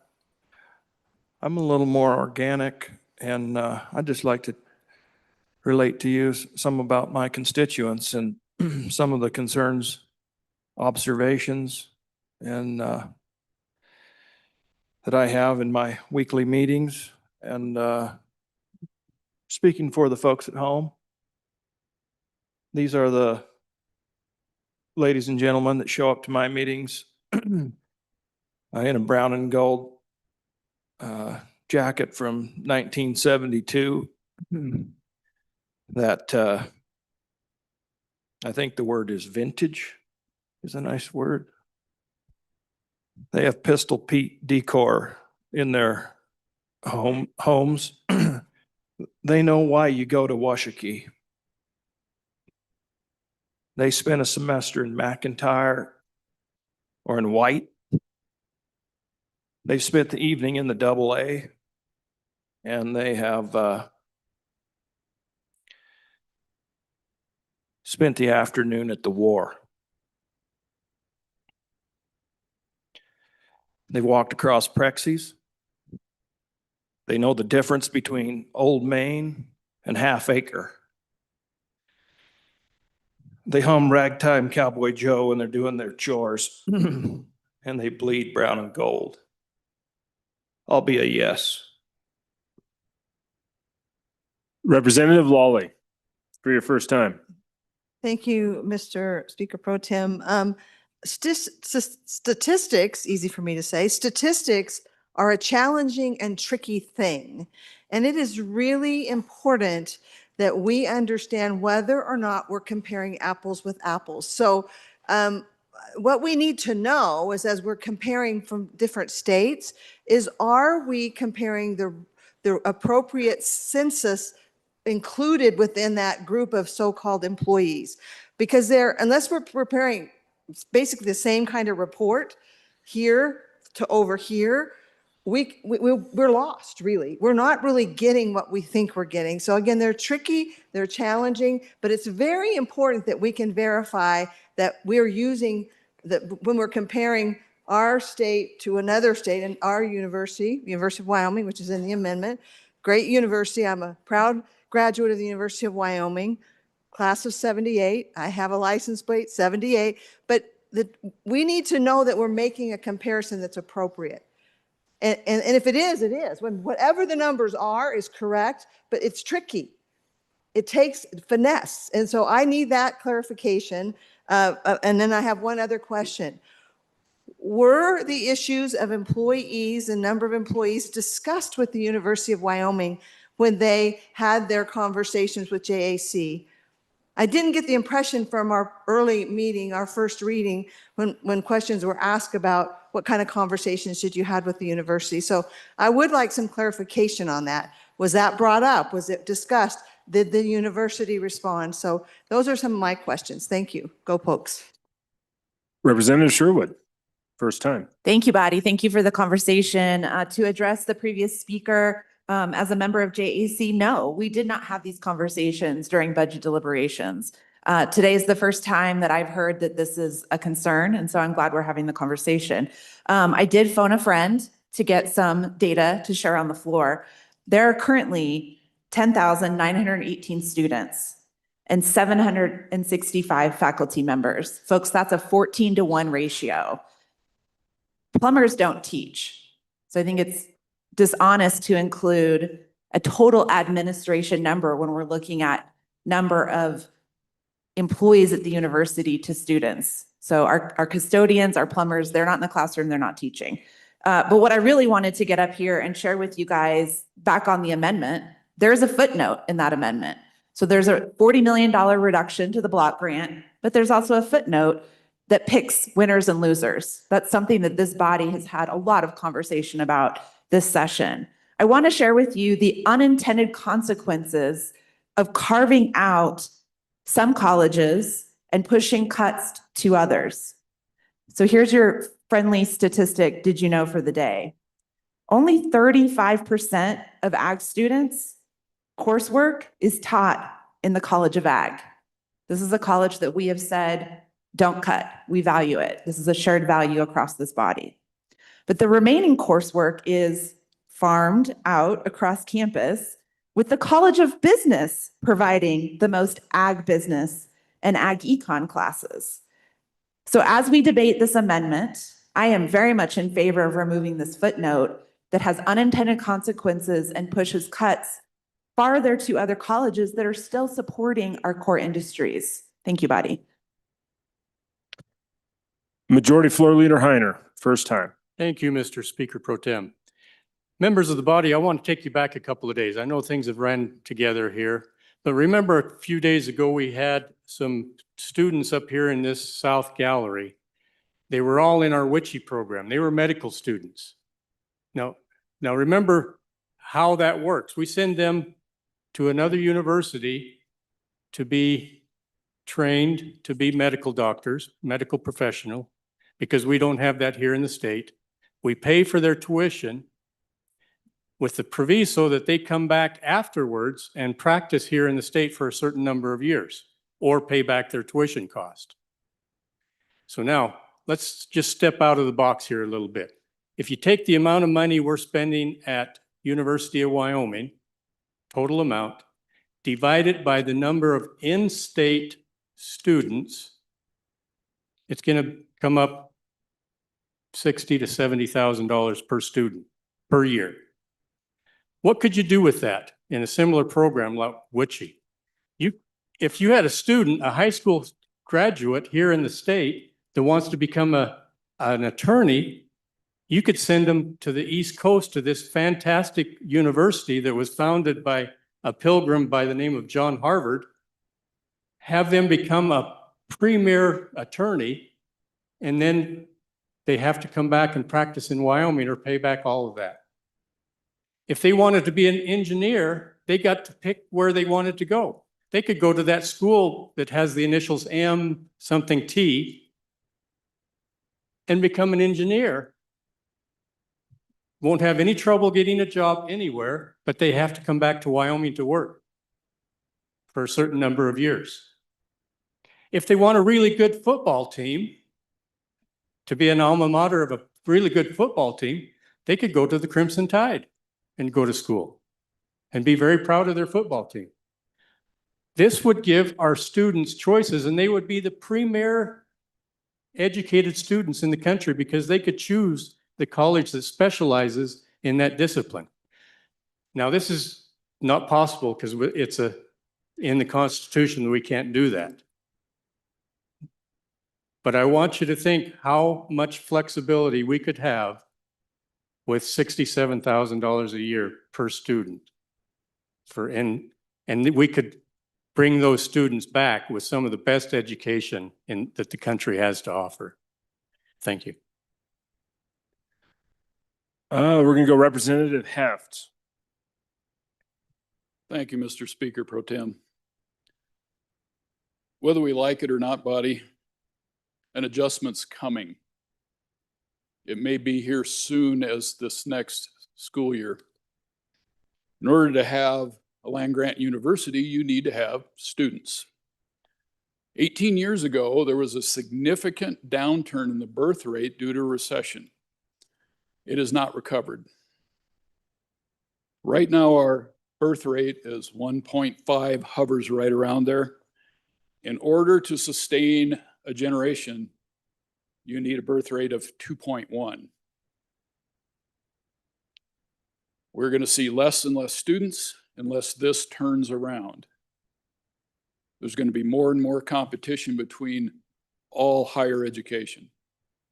This may be a time to really look at our programs, do some cutbacks where we need to, look at what's really successful, look at what the students are looking at and what they want to do in their futures. But this is a real serious problem. We may hear about there's been a lot of immigration. All forms of immigration do not change these numbers. So as we look at what we're spending on education, let's consider how many people we're replacing in this country.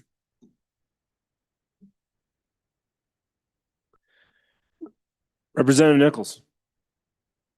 Nicholas, first time. Thank you, Mr. Chairman. So, ladies and gentlemen, I think my family has about 22 graduates in the last 2.5 generations of growing up in Wyoming.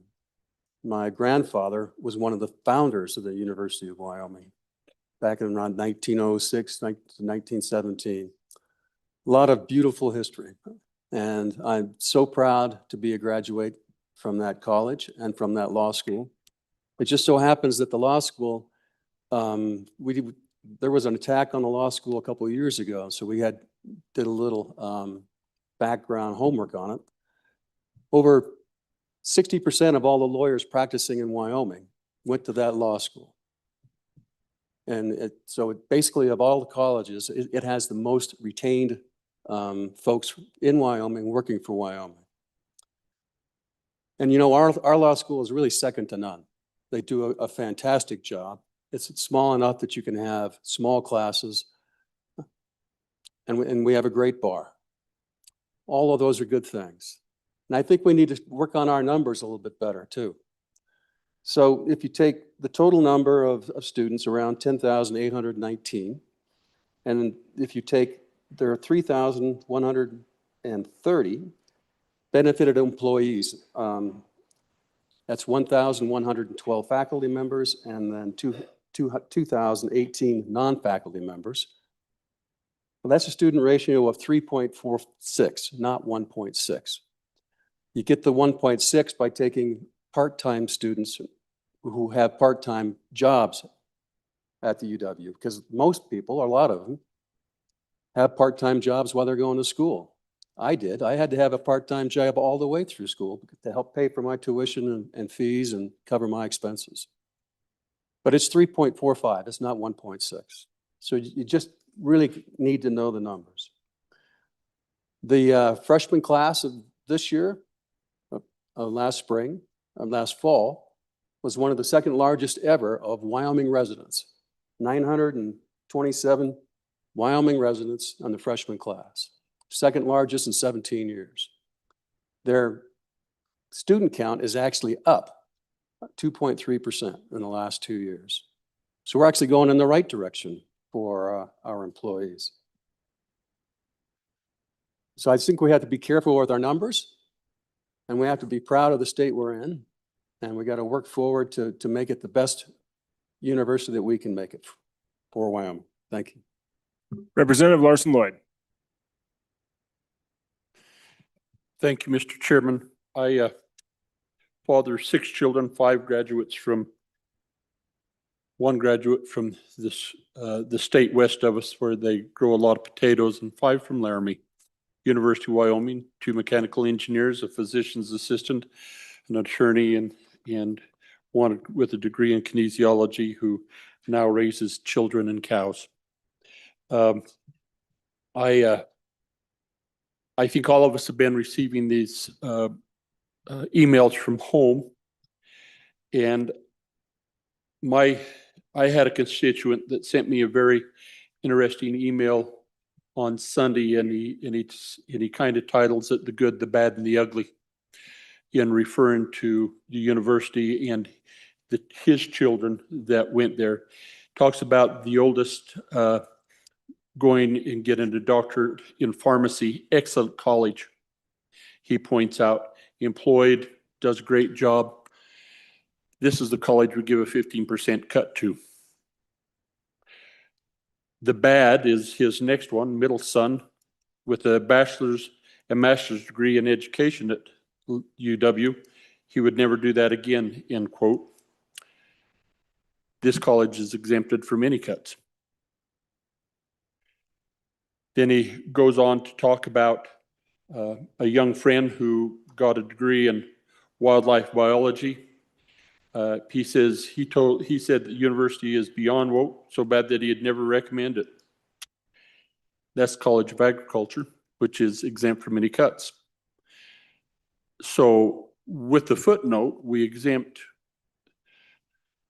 those colleges that my constituent is having the most problems with, but the College of Law, the College of Engineering, the College of Business, College of Health Sciences will all take around 15% cuts. So as we apply, if we apply these reductions and then we pick these winners and choosers, I don't know who made that selection, but maybe we ought to come back to the drawing board.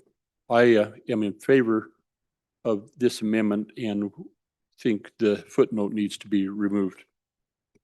Representative Wiley, for your first time. Thank you, Mr. Chairman. Mr. Chairman, in heaven there is no beer.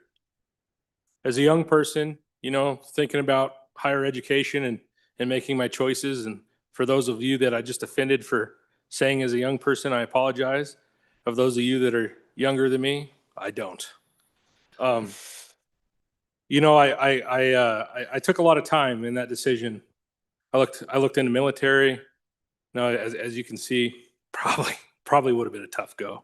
I looked into the institution that borders the country to the south of us, and they have a team with longhorns.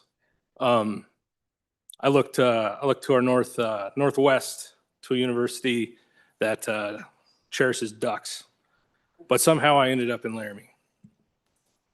And through that process, it began kind of just to wind into the fabrics of my being, right? And I might not be a cowpoke like the old representative on the east coast east border of the state, that is fast becoming the voice of Wyoming, and sure as heck not as poetic. But I am a poke. And when we look at this and we talk about our university, is anything perfect? Absolutely not. Is there work to be done? Sure.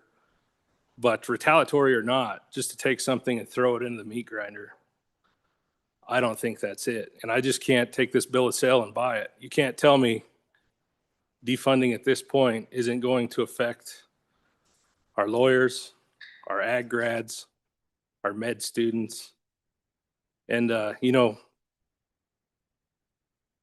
we're hearing folks debate and talk today about all these solutions.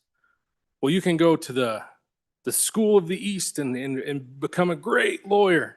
You know what I found out when I went to the University of Wyoming? We have world-class programs in colleges. World-class. We have world-class think tanks. And that's what keeps the university in a position to where it can help us stay cutting edge in technology and industry, in defense of our legacy industries. And that's what's special about it. That's why it could cost more than 1-to-1. But is it worth it? Is it part of our identity? Is it our culture? Do we get up and do we yell, "Let her buck"? I think we do.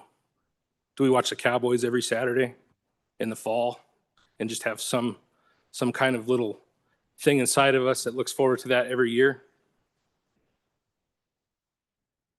On and for support of this, Mr. Chairman, and that's why we drink it here. Thank you. Okay, folks, just to give a little clarity, very important conversation, probably one of the most important conversations we'll have on this budget. I understand that we're about an hour in on first reading. So Representative Provenza for your first. First, second. Thank you. Representative McKay. Thank you, Mr. Speaker. I rise. Erickson. Sorry, Representative Erickson. Majority. Floor leader, thank you. Or Pro Tem, Speaker Pro Tem. Yep. I rise in support of this, coming a little bit different. And I know we've heard a lot about those that are around here and those that have graduated and have individuals that are in this great university. I come at it a little different from the Valley in Western Wyoming, where in a lot of cases we are known because of proximity to go to other universities. We send a smaller portion to the University of Wyoming in general. However, I come from a very solid group of constituencies in Lincoln County that have great concern over the way these cuts have went about. Great concern, whether they be graduates, whether they be industry members, whether they be general overall citizens. Very concerned over the way these, what I see it as draconian cuts versus specific cuts. I see and would see a great support for proposals to improve the specific areas or the specific administrators or whatever it is that is causing so much angst in leading towards these cuts. I call myself the middle majority, want to see more motivated suggestions to improve. I would be in supporting it, taking a look at areas of concern. I resist cutting to cut without specific outcomes being recognized, as been talked about before. This state deserves this process to be more objective. I'm a simple man, but as I said, I have a solid constituency that is extremely concerned with this process, and I needed to stand up and recognize those folks in Lincoln County, and they're by far the majority of individuals that either have concern or don't have concern over this. Thank you. Representative Harshman for your first time. Thank you, Mr. Speaker Pro Tem. I just on the numbers, so this 40 million cut then will reduce, just so we all know, this would propose to reduce general fund budget from the legislature to the university to the level hasn't been this low since 2014. Okay, just so we know that. I think the other part, I guess that if you go back in history, the University of Wyoming never used to be a block grant. It used to come in and they'd talk to the Appropriations Committee about every position, every professor, every administrator, the whole thing. And then, I don't know, 30 years ago, probably the legislature decided to go to a block grant. So if you want to go back to that form of budgeting, I'd suggest, and I think that would be helpful, but to hear from an appropriations member that we never even brought these things up in committee, that to me, I think is why we're spending an hour and 15 minutes on this amendment. Trying to learn, because when you solve problems, there's a lot to the story. And you got to learn that story, and there's a lot of backstory. And I think some of this backstory with these numbers, all these other institutions that were mentioned with these ratios, none of them have the outreach programs like we do. We got outreach all over. And and it wasn't the witchy students here, it was actually the whammy students, and that's Washington, Wyoming, Alaska, Montana, Idaho School of Medicine, because we're the states that are, unfortunately, our legislature in a budget session couldn't get 2/3 to establish a University of Wyoming School of Medicine. Passed majority, but they couldn't get to 2/3. So we trained them in Nebraska, we trained them in south of us, we trained them over in the Utah area, and then we train a few with witchy, and then we went to this program about over 20 years ago, and actually a 4-year program. Nearly half of it is in the campus on Laramie. We have the facilities, the instructors, and medical education to do that. And then they go out to the big city where the quote in that area is so they can see the zebras. So they can see some things that they wouldn't see in Wyoming maybe, and so they're prepared to treat those conditions. But then their rotations are all through Wyoming and the Rocky Mountains and doing rural medicine, a lot of them. And we don't pay all of their tuition. We used to. We only pay about 80% now. So I think just kind of getting that context, but the way we've handled the University of Wyoming was what was brought up. Hey, we don't like this DEI, get rid of it. They got rid of it. They actually dropped petroleum engineering after the state crashed in the 80s and we weren't pumping any oil around here.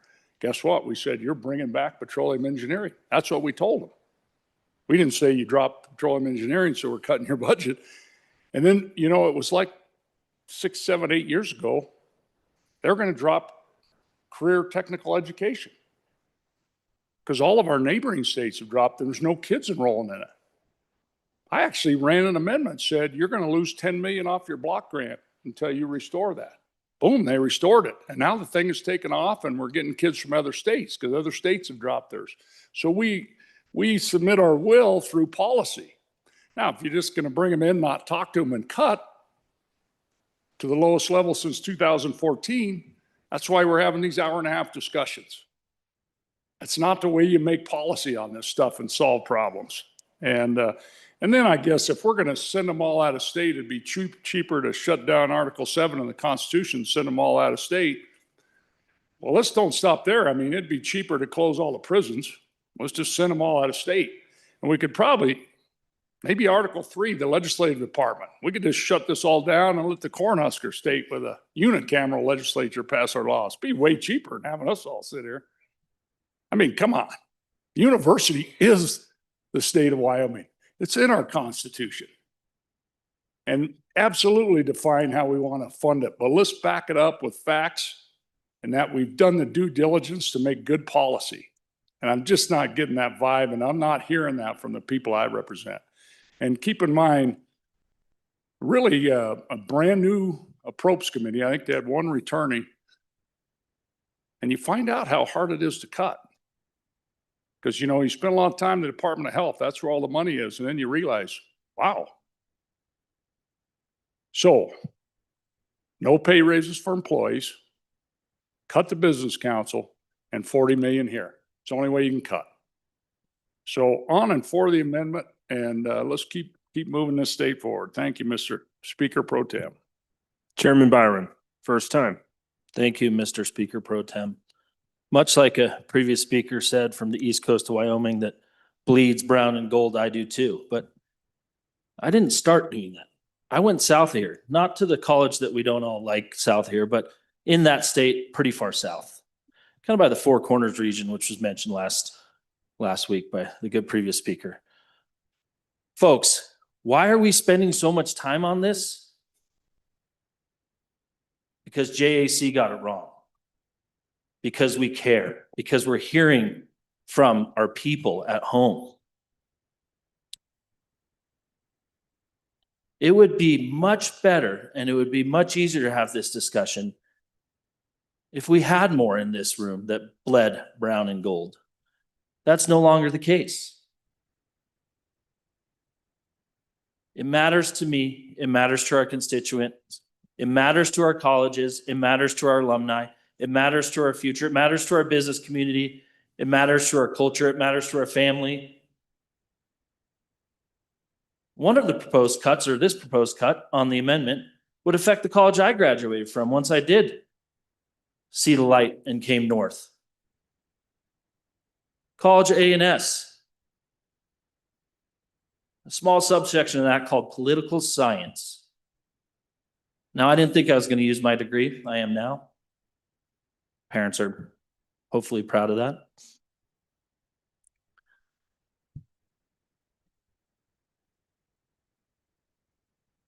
On and for this amendment, bleed brown and gold. Support that great institution over the mountain. And remember, if we're spending this much time on one amendment, maybe it's time to look inward and wonder why. Minority Floor Leader Yoon. Mr. Speaker Pro Tem, thank you. So from what appear to be the proponents of what committee number 2 said, I heard, look at how much admin they have. Let's look into it. Look at the birth rate. But, what's interesting is that none of those things really match up with any discussion that committee number 2 had. In fact, the justification during committee of the whole from committee number 2 was, we're in control of the purse strings. They're basically not doing what we think that they should be doing. So let's give them a $40 million cut. There wasn't a justification for the number of the $40 million cut. So why isn't it 10 million? Why isn't it 20 million? Because it's not about, we think that position needs to be cut, or they need to put in that position, or maybe, we could have these part-time. It's because all we want to do is tell them, we don't like what you're doing. And so we're picking a number and saying that's the right number. I mean, that's why if someone brings like a compromise of a 20 million or a 10 million, I'm not going to support that, because again, it still has no rational basis on what the university is actually doing, right? It's just saying this is a number that we are putting in place because we don't like what you're doing. I don't think that's the right way to govern. I don't think if I was running a business, that would be the right way that I would run a business. Again, even if you're running a business, you still have that power of the purse strings over your departments below you. But you don't say 40 million, do what you will. You say, okay, I think there might be issues. Let's figure out what those issues are and do it. So I guess for those people that said, let's look at how much admin they have, or let's look into it.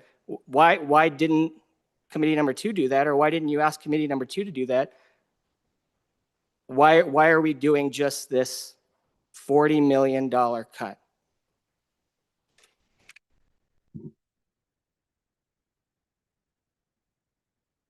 Representative Johnson, first time. Thank you, Mr. Speaker Pro Tem. I have 2 financial reports here. One is from the UW and one is from the college that's 50 miles to the south of us. They're dated the same date, years ended June 30, 2024, 2023. Independent auditors report and financial statements, June 30, 2024 and 2023. There's a big discrepancy there. If you look at these reports say that they're full-time students at UW was 84,000 or 8,432. CSU full-time students was 25,799. We need to make sure we don't speak or we don't use proper names on the floor, please. Okay. Can I use students? Speaker Pro Tem. So anyway, what I'm getting to is that. 1 second, Representative Johnson, what's your point? Thank you. Sorry. When we have documents that you're reading from, they have to be sent to the body. They have to what? Per rule, you can't read verbatim what is in front of you without sending it to the body. So if you have statistics that you're that you did not write, you sponsor it and you send it to everyone. So Representative Johnson, you can use that as notes and you can reference it. And so instead of reading directly the course of action, you could say, these are the numbers, but you can't just read off verbatim. Please continue, Representative Johnson. I would like to say that according to these numbers, the university to the south of us is about 3 times as big as the University of Wyoming. The non-operating expenses that the Colorado legislature gives to that university is about $22 million non-operating expenses.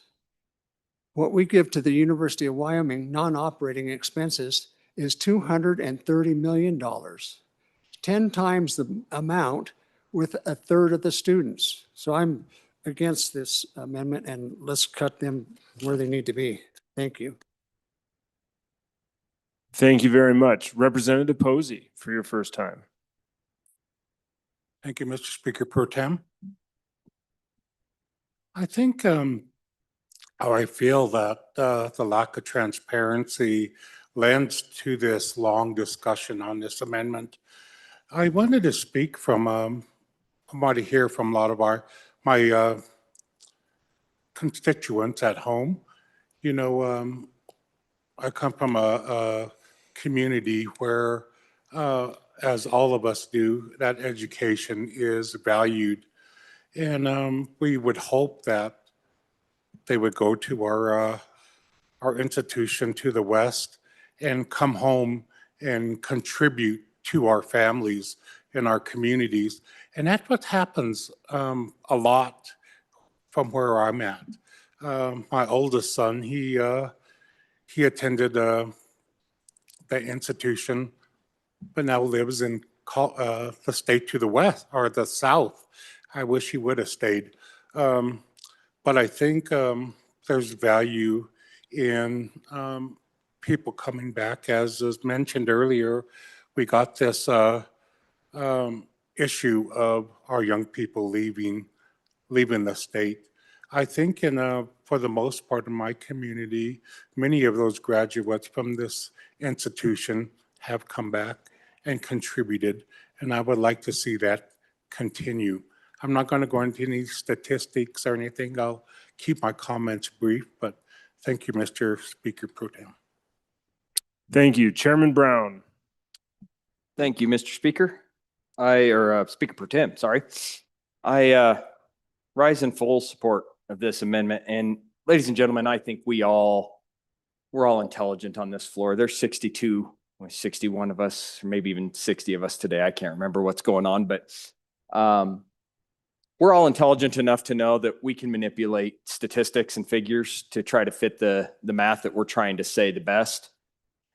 What's really cool is our world has gotten very, very quick and easy to access really good information. And so I had a chat with this little program, and it GPT'd some information out to me. And I said, hey, do me a favor and look at comparable universities across the country, land-grant universities. Give me total staff, give me student population, and spit out the information and tell me disparities. Now compare that to the University of Wyoming. Give me that disparity and why that is. It's really good information, ladies and gentlemen, and it's pretty quick to be able to pull all that information. The numbers that are being spit around here, they're all right. Every single one of them is right. You're picking and choosing those numbers where you want to do them to make them fit differently. But what's important is when we pull those numbers is to make sure that we're comparing apples to apples, right? And so if we're going to have that conversation of apples to apples, let's be real about what we're talking about. So I compared that to the university where it sucks to be that mascot and one of those graduates down there. 5.3 student to teacher ratio or student to staff ratio. State to the southeast of us with the Jayhawks, 4.6. Here, we're right around 3.3. So yeah, there's truth to the matter that we have more staff than we do students, or the staff to student ratio is big. But Then I took that a step further and I said, well, give me the amount of four-year universities per population in each state. Well, ladies and gentlemen, we have one university and 580,000 people. That's my university. That's where I went to school. It's where I graduated from, and I'm proud of it. I'm damn proud of it. Let's watch our language on the floor, please. So then you sit there and take this to reduced population states is what it spit out here, and it was similar in nature, and it said Texas and Florida, 170,000 to 200,000 people per university. Well, the scales of economy are completely flipped on their heads, ladies and gentlemen. If we want to sit there and start having a debate on student and staff teacher ratio, it makes a total difference if you only have one university. So I think it's, again, really important that we have factual data when we're starting to talk about this and make sure that we're looking at all of the figures across the board. One of the things that got my attention, I'm not going to lie, was this discussion on ecofeminism. I heard this and immediately jumped on the website and went and looked it up. It's not a big, scary bear, certainly not a program that I'm going to be taking part of. But what is that program? Well, let's talk about it. It's a PhD level course, ladies and gentlemen, a 5,000 series course that is required for PhD academia. This is not being taught to our undergraduate students. This is not being forced as a mandatory student requirement to graduate from our college. This is something that posits a PhD candidate, somebody who is expanding their knowledge in the environmental and natural resources world, to go against their current bias,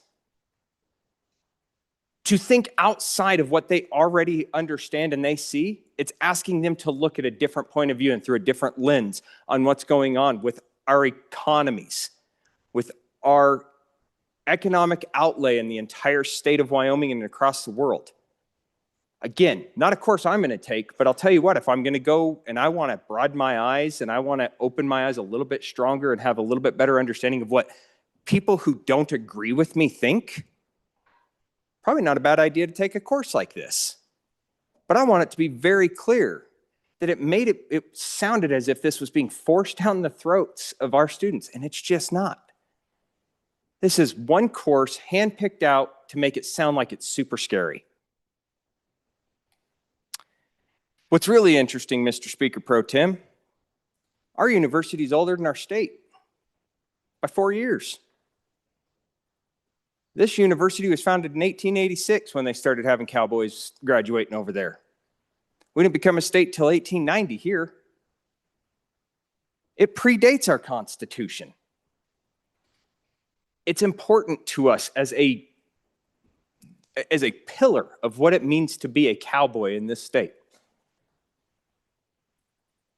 What I find incredibly interesting about this entire debate, when I go look at the people that are in favor of this cut, not one of them attended this university. That says something to me. I have yet to see a University of Wyoming graduate stand up and say, I want to see the place that I graduated from, that my kids graduated from, I want to see them get cut. Mr. Speaker Pro Tem, I heard it loud and clear when this budget came out. My constituents spoke loud and clear. Do not make punitive cuts to the University of Wyoming. It is our one university. If you want to fix something, let's have a discussion on it. But cutting $40 million arbitrarily, pulling that out of thin air, 40 million, 400 million, what's it matter? Pick a number. My constituents, the ones that chose to actually reach out to me and actually have a conversation with me about this, do care about our one university and they do want it fully funded. My one question back to the Joint Appropriations Committee, what good are we going to get out of reducing our one state university's budget by reducing them by $40 million? What good are we actually going to see out of that?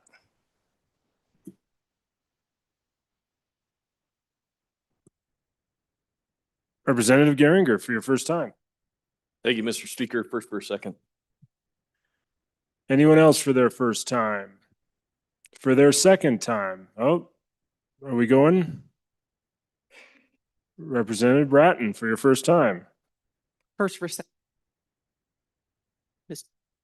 Okay, we have a first for a second. Anyone else for their first time? Representative Knapp. Mr. Speaker Pro Tem, first for a second. Okay. Anyone else? Seeing no one else, second time. Second time.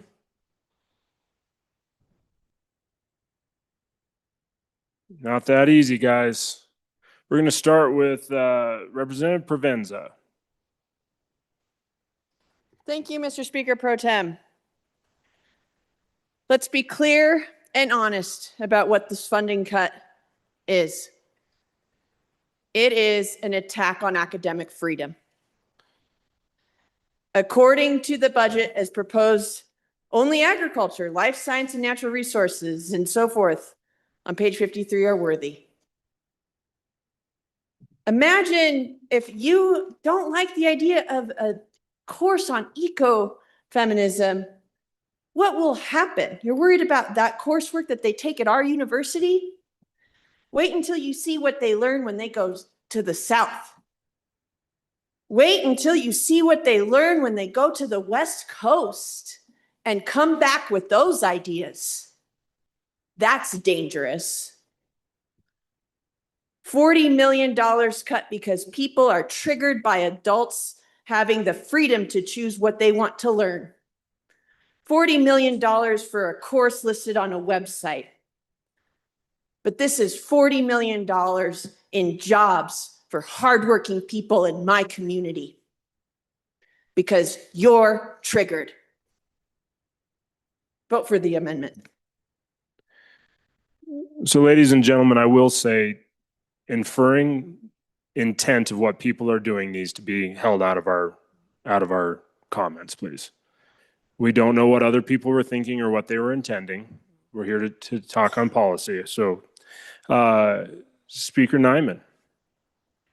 Thank you, Mr. Speaker Pro Tem. I'll try to keep this quick. You know, when I gave those figures, ladies and gentlemen, I took those figures off of the university's fact sheet, 25, 26. It was not any gotchas or anything like that. I guess what kind of amazed me is when I looked down through those figures and I started just do a little bit of calculating and figuring the differences. When you start talking about employees, people you're paying, whether they're student employees or whatever, benefited versus non-benefited, you're looking at real dollars that are being, expended on the university. I mean, you look at a comparison of how many young people are walking around that campus versus the folks that are being employed to walk around that campus. It was concerning to me. I mean, I don't know, maybe that's not the move of the body. Maybe you guys don't see a problem at all with that. But when the question that was put out before the body is, why would we want to do this? And why would we want to be taking just that amount? To me, it gives the university the ability to have the latitude to make those decisions and those adjustments where they saw fit. Now, yeah, there are some things in this budget that are looking at maybe enhancing some dollars to certain aspects of the university. But ladies and gentlemen, I went down there and toured it. I walked through it. Our College of Education has kind of been on the back burner for a long time. I would encourage all of you to go down and walk through. I went through a couple times. I went down there and looked at where we're teaching our teachers that are going to go become our ag advisors. We were 40 ag advisors short here this last year, I understand, where they were looking for people to hire and they're not available. That is now starting to grow, but obviously career and technical education at the University of Wyoming and our College of Education was not emphasized. It's not hard to see. Just walk in the building. I've seen some huge and beautiful expansion in the dormitories. I walked through them. I would encourage all of you to go down and look and see what the state of Wyoming spent on them dormitories. They're incredible. I don't know a student in the world. I'd love to live there. Eat on 2 levels, you go up. I mean, it's one of the most beautiful things I've ever seen. Something that Wyoming definitely needs to be proud of. We spent some real dollars there for the students. But when I walked into the College of Education, I'm looking at the people that are going to be training the teachers that are going to be educating the young people to fulfill the needs of the state of Wyoming, because currently 60% of the jobs in this state that we love and want to keep moving ahead are career and technical education jobs. I think the emphasis should be where the demand is. College of Agriculture, it's another one. Older facility, they've had a few upgrades, but the emphasis, you can see, has been put elsewhere. To me, doing this, ladies and gentlemen, allows our trustees to be able to look at this thing objectively and be able to make real decisions about where we're heading.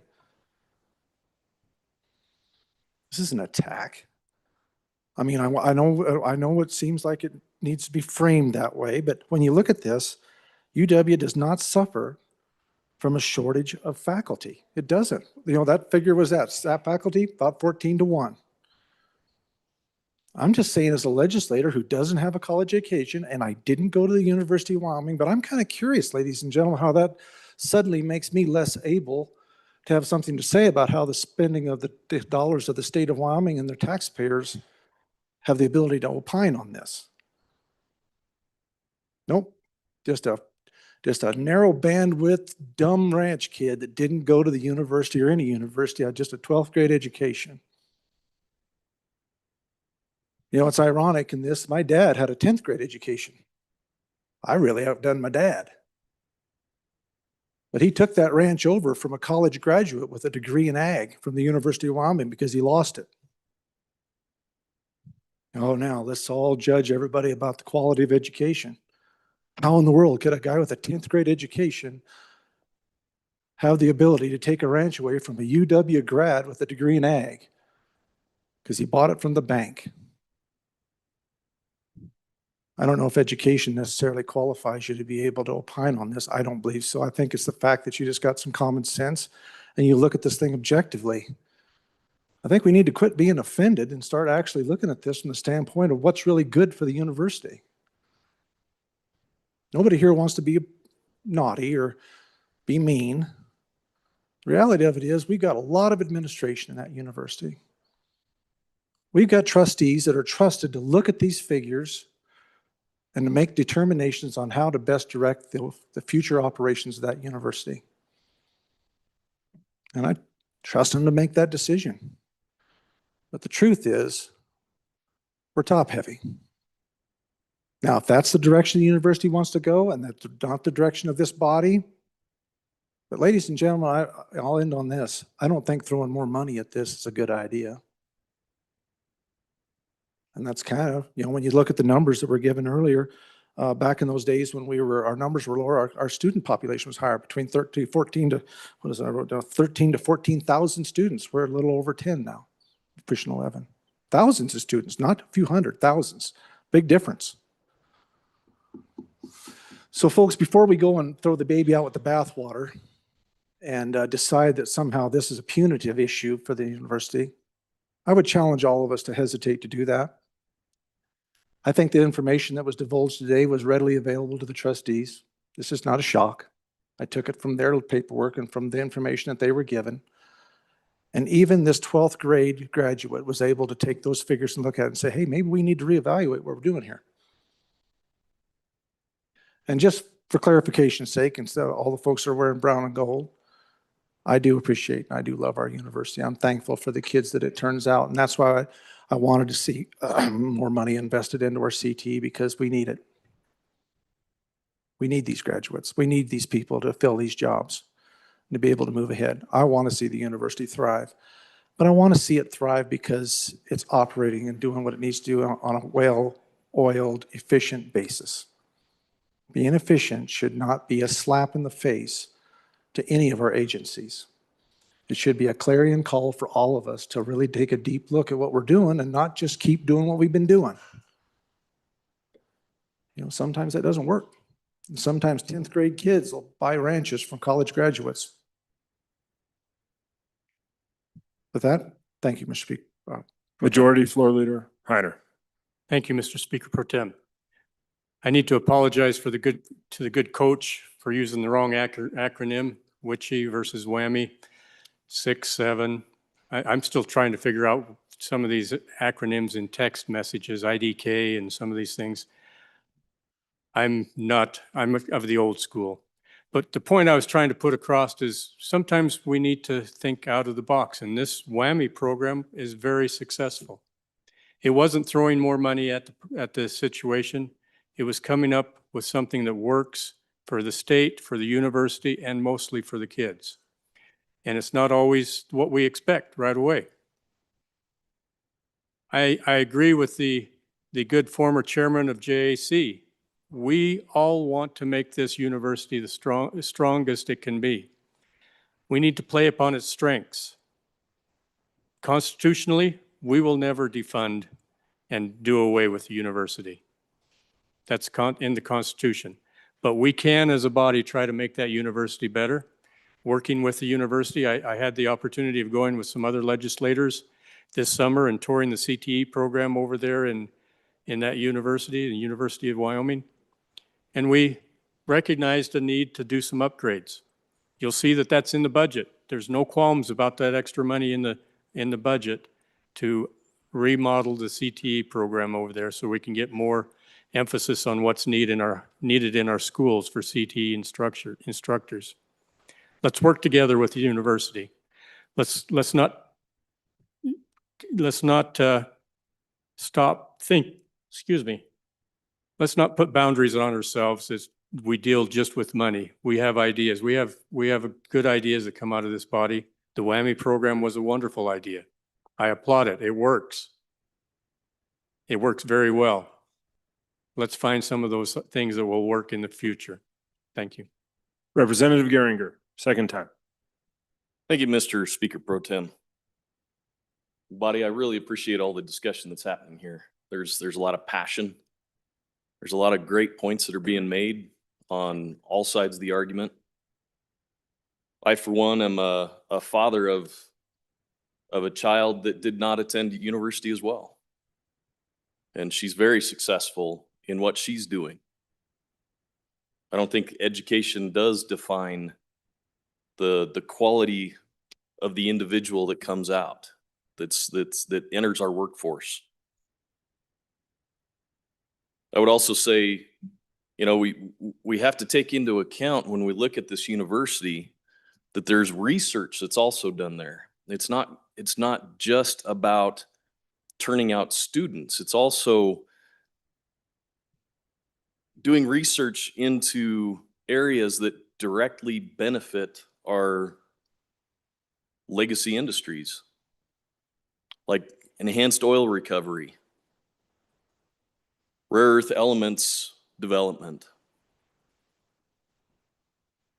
new uses for coal.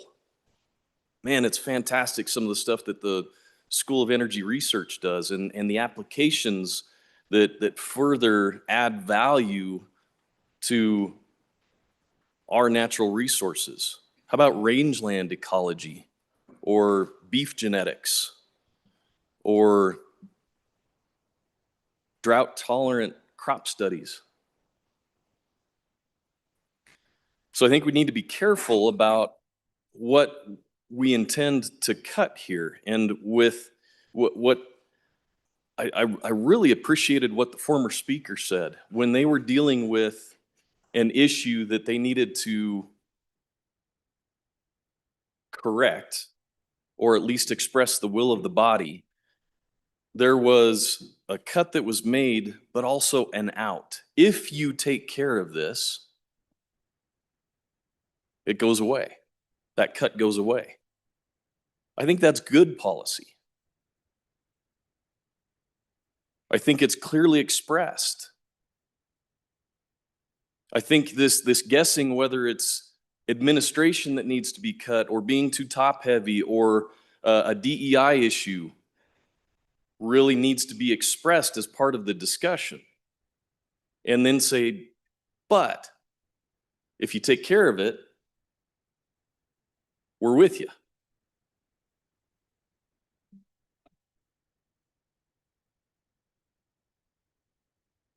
You know, we did hear a little bit of a straw man argument earlier, a straw man proposal about sending our kids out of state. to other fantastic programs, but I'll give you a straw man rebuttal to that. And that is, so we would send them to schools that have DEI programs? Just a thought. So, Buddy, I guess what I would encourage here is, or maybe leave you with this thought. It's an old proverb that I just made up about 30 minutes ago.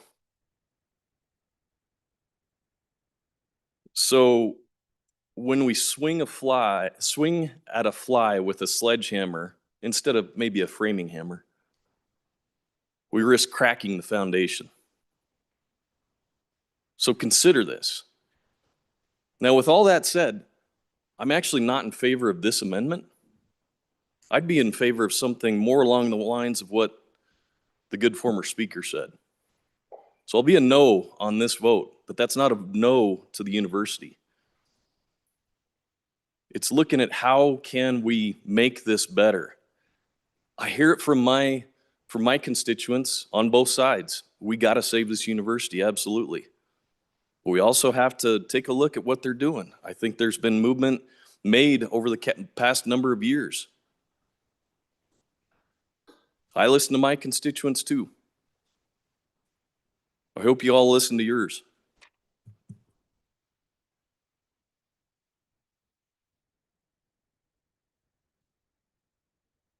Representative Filer, second time. Thank you, Mr. Speaker Pro Tem. I thought somebody else was going to run up to the mic, but I guess not. So, folks, while we were sitting here, we're all looking up numbers, right? We're just looking up numbers. Do you know there's 21,000 or so universities worldwide? Out of 21,000 universities, we're ranked number 764. That's pretty good for a little small land grant university in Wyoming. Also, the University of Wyoming has an R1 classification, which means it's a very high research activity school, which is one of the top research schools in the United States. Proud of it, very proud of it. But, let's get out of all the numbers. Let's because as we all know, numbers can be construed whichever way you hear the number. But I did hear with some testimonies that I heard someone say that this is not an attack on that university. I think it is, because it's an attack when we have no justification on why we're supposed to just cut. Just to cut it, we're just throwing out numbers again. So without real justification, I do believe this is an attack. Also, I heard that we're going to trust the trustees of our university. Make this cut. We trust that they're going to do what's supposed to be done and do it right. If we trust our trustees, then they're doing it right already, right? Or is it just now, once we cut some funding from you, now we trust you?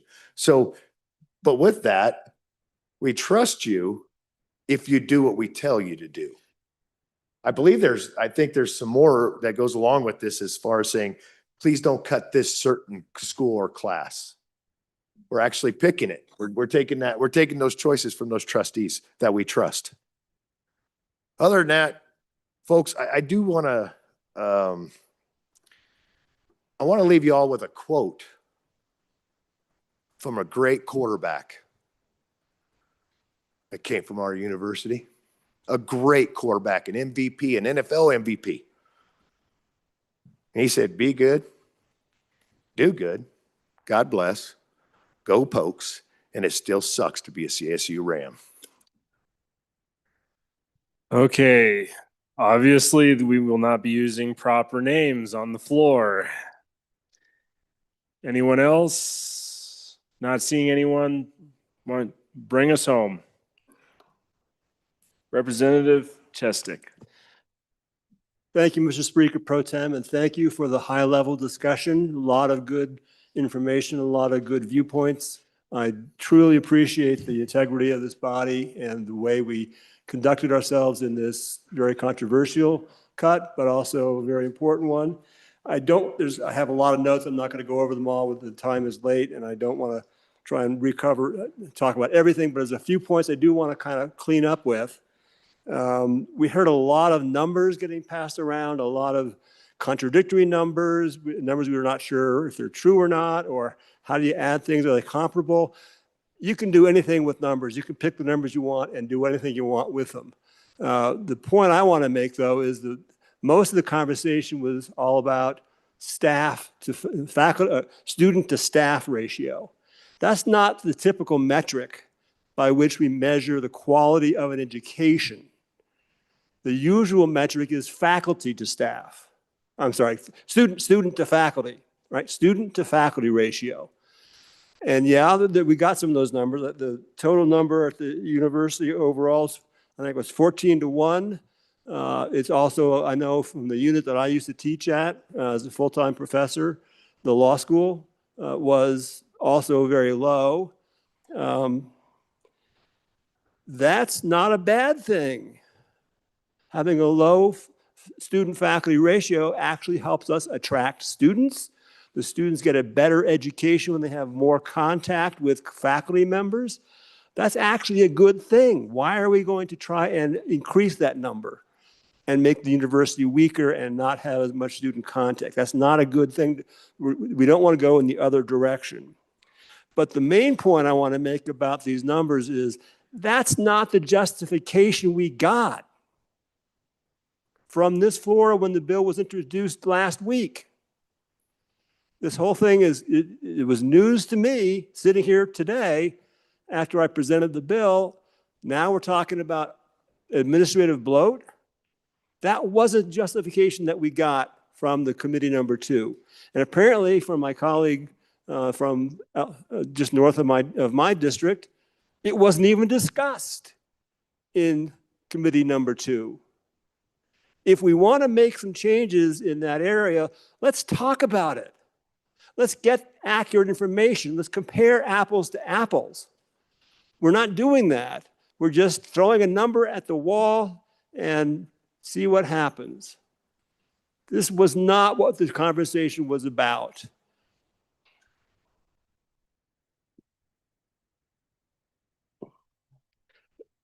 My good colleague from just the district just north of mine also made another very good point when she spoke to you earlier. Only 35% of courses taken by agriculture majors are taken in the College of Ag. Why is that? That's because of the mission of the university is not to produce only farmers, it's to produce well-rounded individuals. Every college student takes a uniform curriculum in the first year or 2 of their education where they take courses in the arts and in literature. They get a well-rounded education because they can become full human beings and realize their full human potential. That has always been a value that we all respect.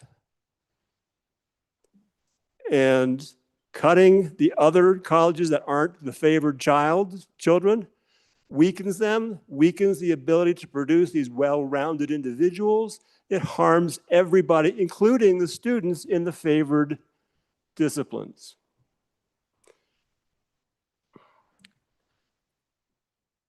There was talk about demographic changes. Yes, that's a well-known fact that the college-age population coming up is shrinking.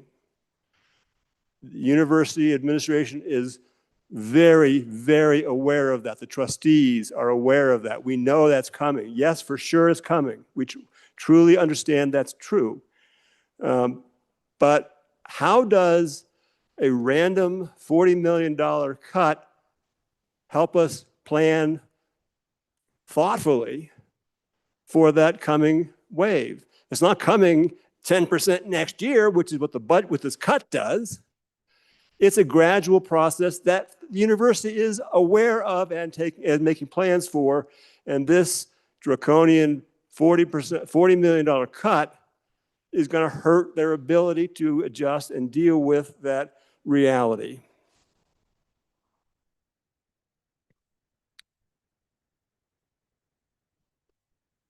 Thank you, body, for the discussion. I have more notes, but the time is getting late. I strongly urge an aye vote on the amendment. Thank you. Thank you, body. Okay, we are voting on second reading amendment number 66 to House Bill number 1. Chief Clerk, please call the roll.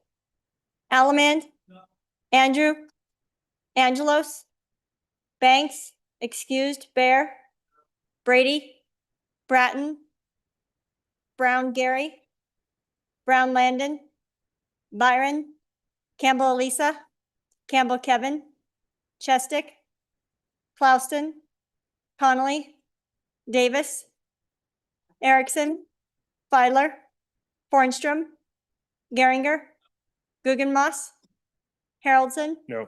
Harshman, Heiner, Heft, Jarvis, Johnson, Kelly, excused, Knapp, Larson Lloyd, Larson JT, Lawley, Lean, Locke, Lucas, McCann, Nicholas, Ottman, Pendergraft, Posey, Provenza, Riggins,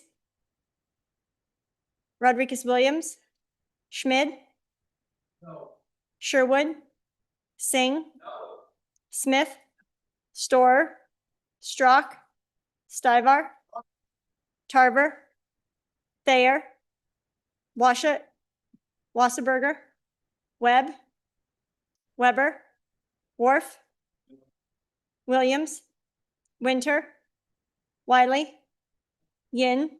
Mr. Speaker, are there any changes? Are there any changes? Closing vote. Stivar, aye to no. Further changes. Closing vote. Vote closed. 26 aye, 34 no, 2 excused. By your vote, you have chosen not to adopt second reading amendment number 66 to House Bill number 1. Good majority floor leader, please. Thank you, Mr. Speaker. Members, we're not even halfway through this yet. We're planning on going through to midnight again. So hopefully you took your vitamins this morning, gird up your loins. Mr. Speaker, I move that we stand in recess until 3 p.m. 3 p.m.? 2 p.m.? Oh, what's what? Yeah, that's a great idea. Yeah, okay. You've heard do we have any announcements? Committee announcements? Representative Smith. Thank you, Mr. Speaker. Your committee number 2 appropriations will be meeting in room E301 and online at 1:30 to hear House Bill 120 and re-referrals as assigned. Thank you, Representative. Representative Locke, please. Committee announcements. Thank you, Mr. Speaker. And for a little levity, the committee number 3 revenue That's right. was planning to meet tonight at adjournment. That is if adjournment occurs before midnight. If it does not occur before midnight, we will not. So anyway, we will be in committee room number 5, and we are going to attempt to hear HB 109.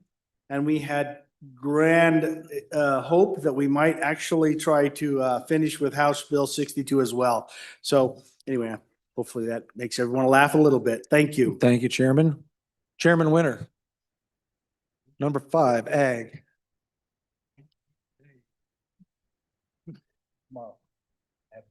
Thank you, Mr. Speaker. I should notice. The Joint Ag Committee will host the annual forest health briefing with the U.S. Forest Service and Bureau of Land Management this evening upon adjournment. And it sounds like we may be way past that. So, I guess we just have to see how it works out. Yeah. That's kind of the plan. Thank you, Mr. Chairman. Chairman Knapp. Mr. Speaker, thank you. Your corporations number 7 will meet in E005 at 1:30. to discuss Senate File 30 and Senate File 31 engrossed. Thank you, Chairman. Chairman Locke, something else, sir. Thank you, Mr. Speaker. And I guess I better notice that my tomorrow morning meeting as well. So your number 3, Revenue Committee number 3 is also meeting tomorrow morning at 7:30. If we do not hear House Bill 109 tonight, we will begin with House Bill 109, and then we will hear House Bill 62, House Bill 101.